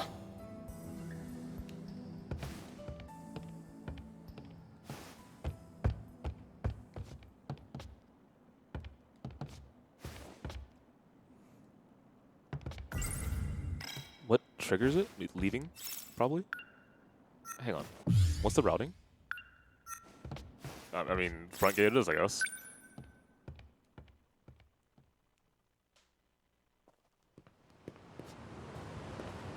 Ah, perfect. Megumi, talk to me. Miura-kun. Hello? Excuse me? There we go. Megumi-san. Thank you again for the bento you gave me. I found a nice spot to eat it by the Kaide River. A bento with meatballs. Quite luxurious. I was very impressed. Oh, they were just regular old meatballs. Nothing special, but I'm glad you liked it. What are you doing out here? Are you looking for someone? Well, perfect timing. I'm trying to find Natsuno-san. Would you happen to know where she is? Minami-san? She should be in the track room. The athletic building's over that way. Want me to go check? No, that's okay. Oh yeah. So for dinner tonight, I think I'll make Hamburg steak. You seem to really like it. Okay, sure, I guess. You mean that giant ball of meat? Hamburger meat, yeah. It's Jiro's favorite. So try not to come home too late. Yeah, sure. Those meatballs they call hamburger. Please! I never had anything so delicious. Enough. This is no time to be distracted by food. America. Natsuno-san's over there.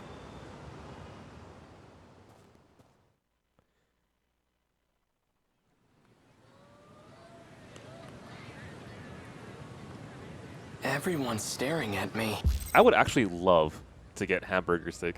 One, because I, for some reason, prefer that more than just regular steak. I don't know why. I'm glad I found Natsuno-san. Mostly just one. There's nothing else to really add to that. But I don't like all this attention. Hey, you. Yeah, what's up? You've been standing there an awfully long time. What? I just got here. What are you doing? I'm waiting for Natsuno Minami. Minami? How do you know her? And how old are you? Looks like a middle school uniform to me. Really? No, I'm, Seriously? You guys have to be so nosy? Natsuno-san. Come on, let's go. Sorry I took a while getting changed. It's fine. I said I'd wait. So, whenever you exercise, you all change into outfits that show your legs? That's fascinating. Anyway, you kinda showed up at school out of nowhere. Everything okay? Well, let's talk regular first. Everything okay? Okay, now let's go into it. before the war. Natsuno-san, I met you before, back in 1945. And now, here you are. Huh? You must know something about all this. About how I ended up in this era. Please, tell me what you know. That's, Jeez, how do I put this?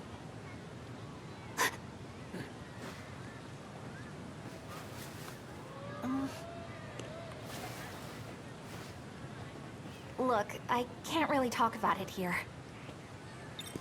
Okay, we'll go somewhere else. It's fine. There's gotta be a good place. Somewhere with no one around. We could go to the building I used back in my time. It seemed to be empty. The old school building? We can go in there? Yes. It was open. All right. Then we'll talk about it there. Let's go.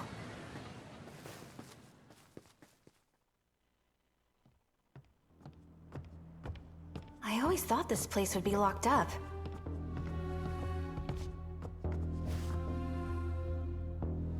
We should be good here.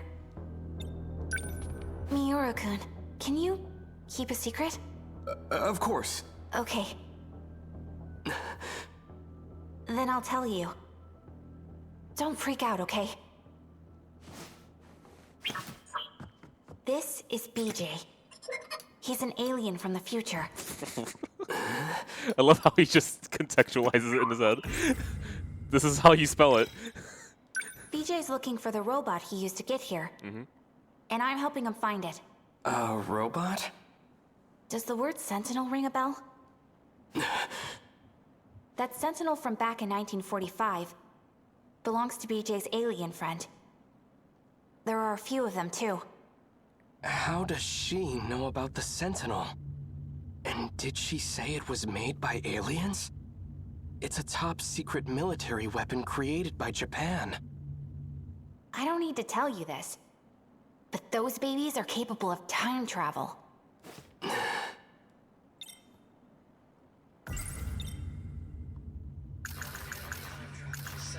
I don't care who's responsible for creating the Sentinel. I need it to save my country. But what do I do? The circuit should have repaired itself by now, but I can't seem to reactivate it. This BJ. I have some questions about it. I've heard Shikishima engineers talk about something like this. Isn't this actually a type of scout unit? Shikishima? They don't dabble in alien technology. Not to know.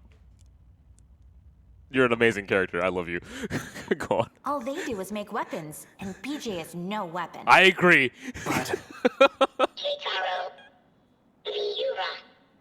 If he's just a scout unit, explain how he can talk. Don't be a jerk, Miura-kun. BJ isn't some kind of robot. This is just a spacesuit. Hey, cool. What's up, man? Aliens come in all shapes and sizes. My guess is, the only thing inside that suit is BJ's brain.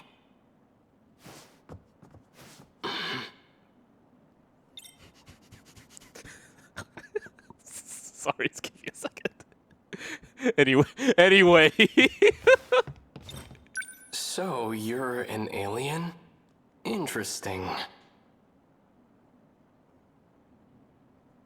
Look deep into its eyes. Why are you searching for the Sentinel? What's your objective? To uncover the truth. The truth? You wish to know where you came from, do you not? What are you talking about? I came from 1945. Incorrect. Your log proves otherwise. It's about to be 70% across the board, so... My log? Yeah, show us. What? Dom, please. I wasn't thinking about that. I was thinking about how all these different perspectives. How do I put this? So you said that Shinonome was an unreliable narrator, right? That's pretty apparent because of how her memories kind of very rapidly fading, right? And when I first entered into the picture with like Natsuno, I was like, what is this story? Why does she think it's this way? And it's like a huge comic relief for me. And then it turns out, well, it's actually not so off. This log. If you really have it, I'd like to see it. I don't know. It just kind of makes me happy to see that despite all these like radically different perspectives, it ends up being validated. I have switched over to a private channel. Professor Takamiya, can you hear me? Is that... Miura-kun? Professor Takamiya. I'm connected now. Wait, what? Thanks, Miura-kun. What the heck? Damn, she... Yuki-chan? Yeah, right? Everything goes smoothly with the shuttle? I was able to secure a seat thanks to you. It'll probably be the last shuttle. This place will be lost by tomorrow, too. Has the front line advanced that much already? Afraid so. If anything, they're picking up speed. Did Natsuno get out safely? She arrived in Sector 4 about 5 hours ago. Okay. Ah, so she's there with you. You know, you two. I never approved of your relationship. What? Mom! What? There's my girl. You know I'm only kidding. I didn't think you wanted to talk to me anymore. Of course I do. I'm sorry about all the trouble with your father. He and I haven't been on good terms since we split up. It's okay, Mom. I want to be with you. I know. Me too, Natchan. Yuki-chan's my mom? I'm sorry, Professor Takamiya. The shuttle's about to take off. All right. I'll see you at Sector 3 in 14 hours. We'll be waiting for you at Landing Zone 10. Looking forward to it. Shuttles to get to sectors. Okay. The destruction is spreading. It's only a matter of time until the surface is lost. What the heck was all that?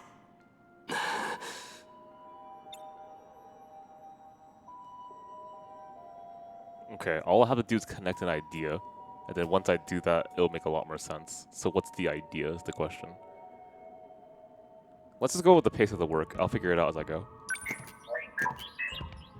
That was just a segment of the log I've retained. I have to know. When was that log recorded? In the year 2188. Okay. That doesn't make sense. How's this even possible? Yuki-chan's my mom in the future?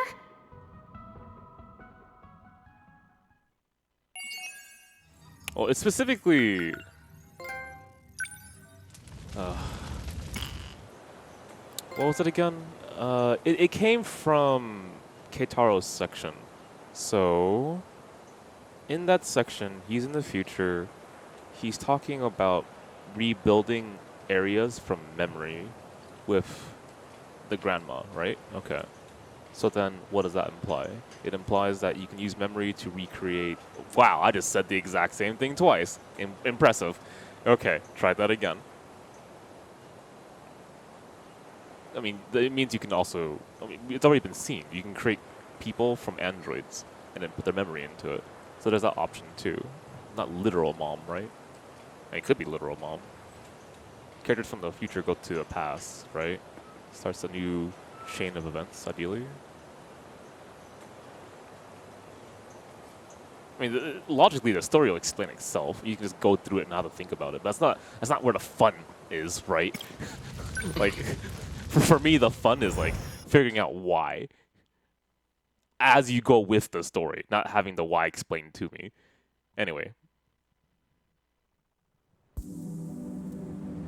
No matter where I am, at least the sunset is always the same. Honestly, with that kind of mentality, why don't I like mystery novels, right? Think about that right now. That makes no sense. That scout unit is an alien from the future. At least that's what Natsuno-san says. The footage he showed us is allegedly from the future. If it's real, then how am I still alive 200 years from now? All I know for certain is that it's no ordinary scout unit.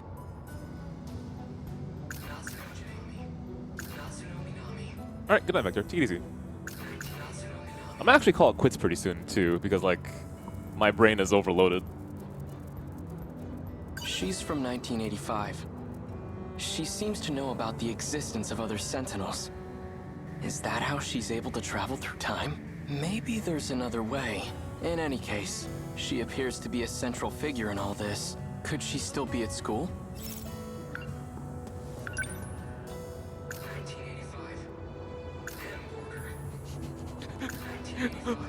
One more time. Those meatballs they call Hamburg. Despite... she... I don't... If... She's from 19...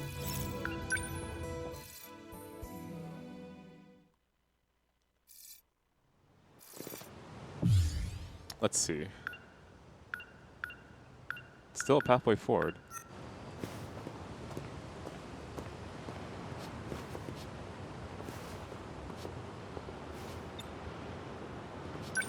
Oh, Miura-kun. Megumi-san. You know where the track room is? Yes. Oh, right. Have you seen Juro around anywhere? No. I see. Maybe he went home already. You know, I kind of want to know why you're so interested in Juro. I haven't really quite figured that out. I would love to know. In your route, please. For dinner tonight, what should I make? I mean, sometimes there's have to be a logic to it. I get that, but... Sure, more hamburger. We could have hamburger. Again? No, that's all right. I'm fine with anything. Well, let's see. We've had nothing but meat these last few days. I think I want to make some fish for Juro. Sure. Okay, I better run to the store. I'll see you later.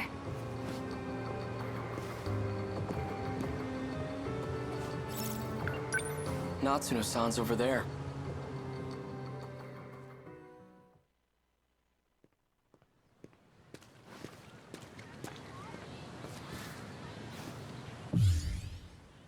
Go see Minami, Tokisaka Shrine.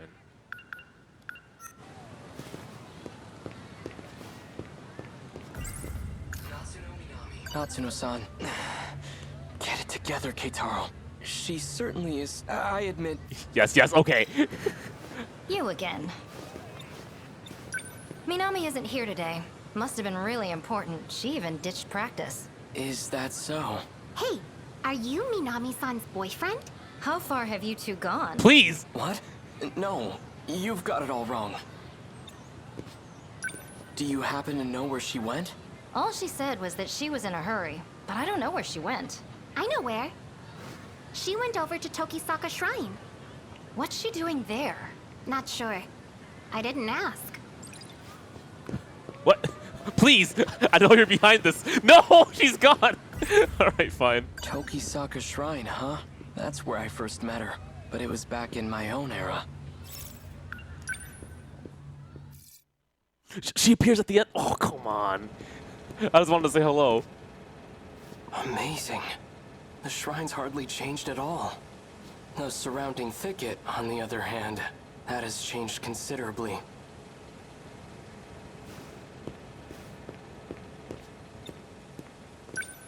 I don't see Natsuno-san anywhere.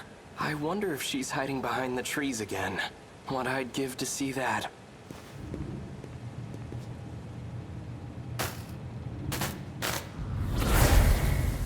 Oh. No luck. We couldn't find it. Perfect timing? I wonder where it could be. Natsuno-san. Whoa! Whoa! Hey! What are you doing out so late? And why are you here, of all places? Natsuno-san, what was that just now? Whoa! There was a big flash of light and you just... appeared. Just like when I came to this era in my Sentinel. Same flash of light and everything. I, Come to think of it, This happened at the shrine back when we first met, too. There was a similar flash, almost like lightning. I get it now. You have to come here to travel through time. What do we do, BJ? Please, tell me what's going on. I just want to go home. I mean, you could just explain it as alien technology, which actually works. Are you just going to leave your Sentinel behind? Oh yeah, that's how you got here.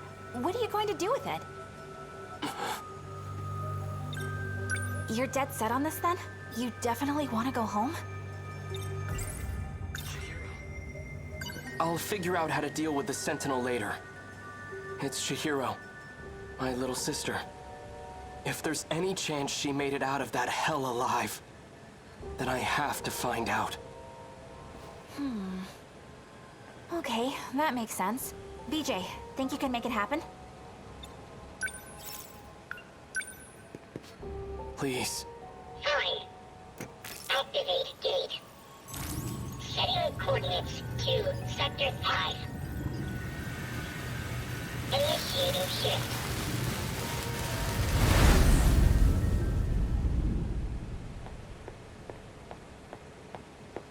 That data unit.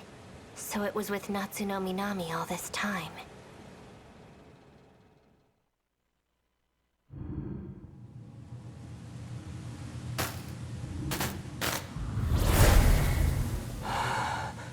Are we back?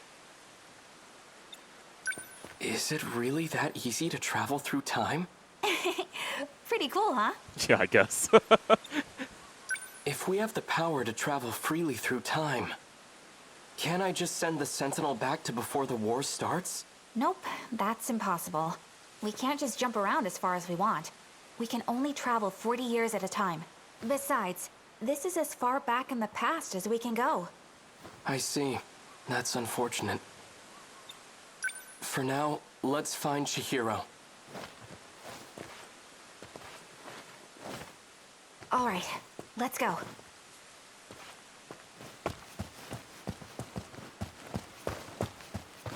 She's most likely at an evacuation shelter.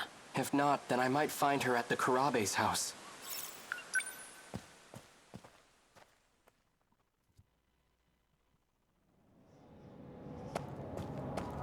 Holy, what the disturbing as usual. What's going on? The place is deserted.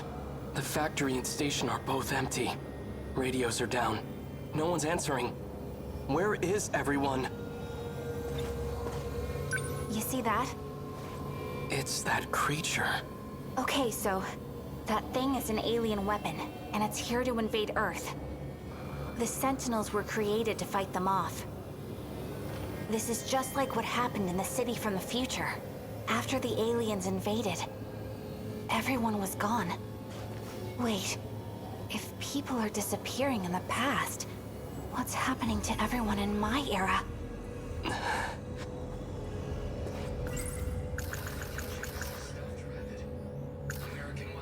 They're actually pretty common CPU. So you've only seen like this stream, so it must be really well. Maybe you've been to previous streams. I'm not entirely sure, but it would be pretty confusing, I think, to just drop in to this. The kaiju aren't secret U.S. military weapons.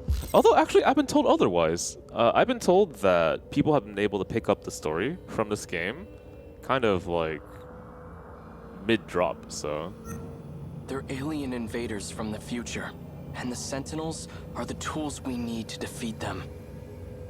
I guess, to be fair, you're being dropped into the middle of the story every single time you pick a character, so you have to piece it together that way. That's... Oh, shit. Tamao-san! What happened?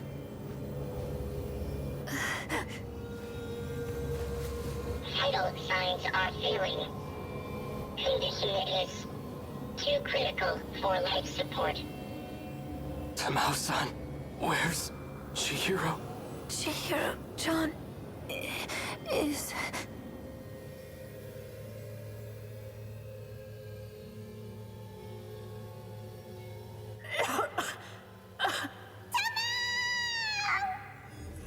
Goto-san, what are you doing? Let me go! Please calm down, Miss Morimura.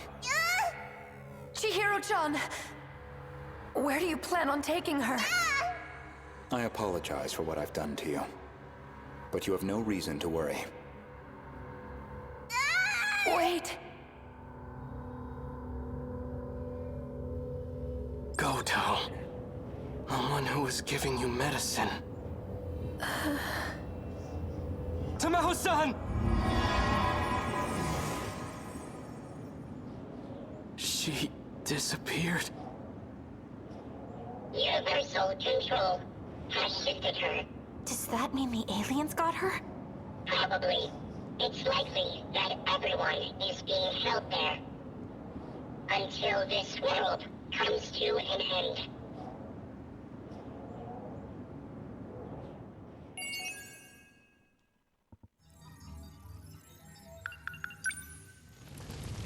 Okay.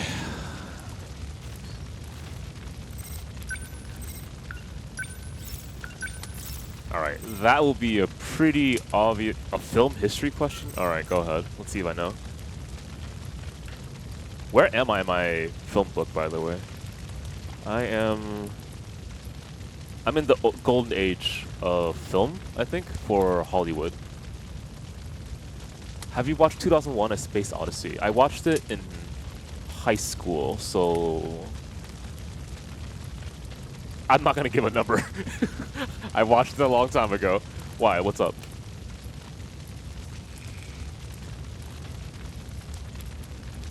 I don't... should I... If you think it's a really fun thing for me to figure out when I watch the film again, it's gonna happen inevitably, then don't tell me, right? I'll figure it out.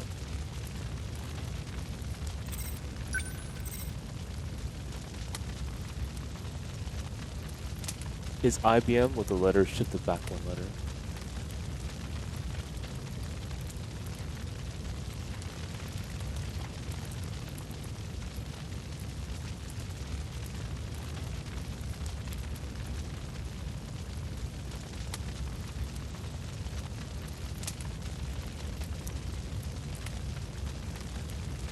Okay, yeah.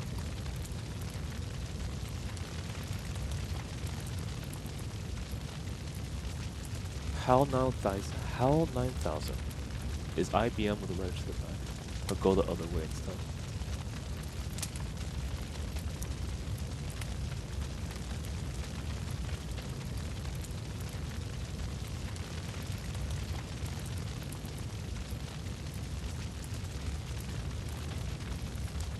I'm actually still stuck on HAL 9000 is IBM with letters to the back one letter.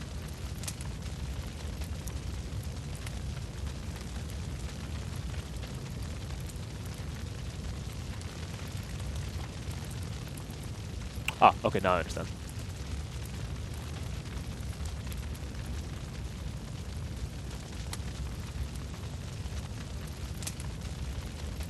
Oh.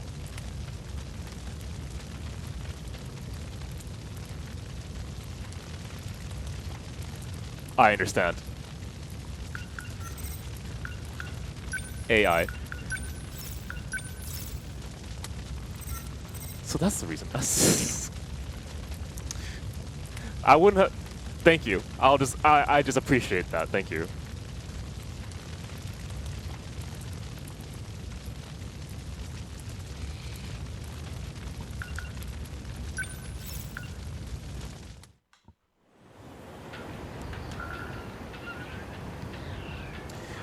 Okay. Anyway, guys, it's 1:01 a.m.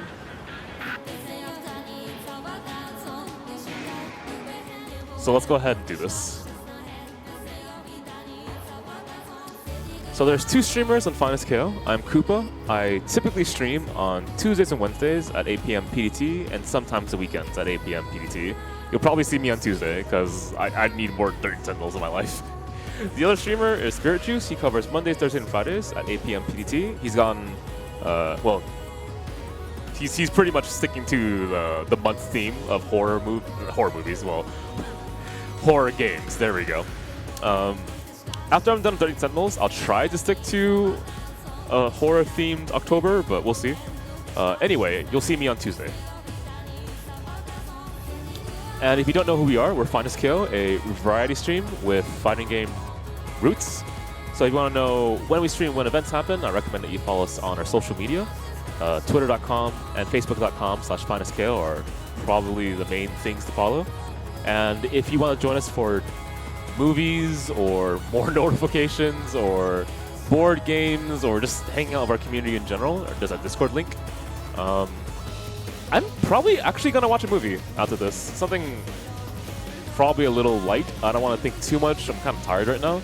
But I hope to see you guys more in the future. And I hope you have a good night, I guess. Take it easy. All right.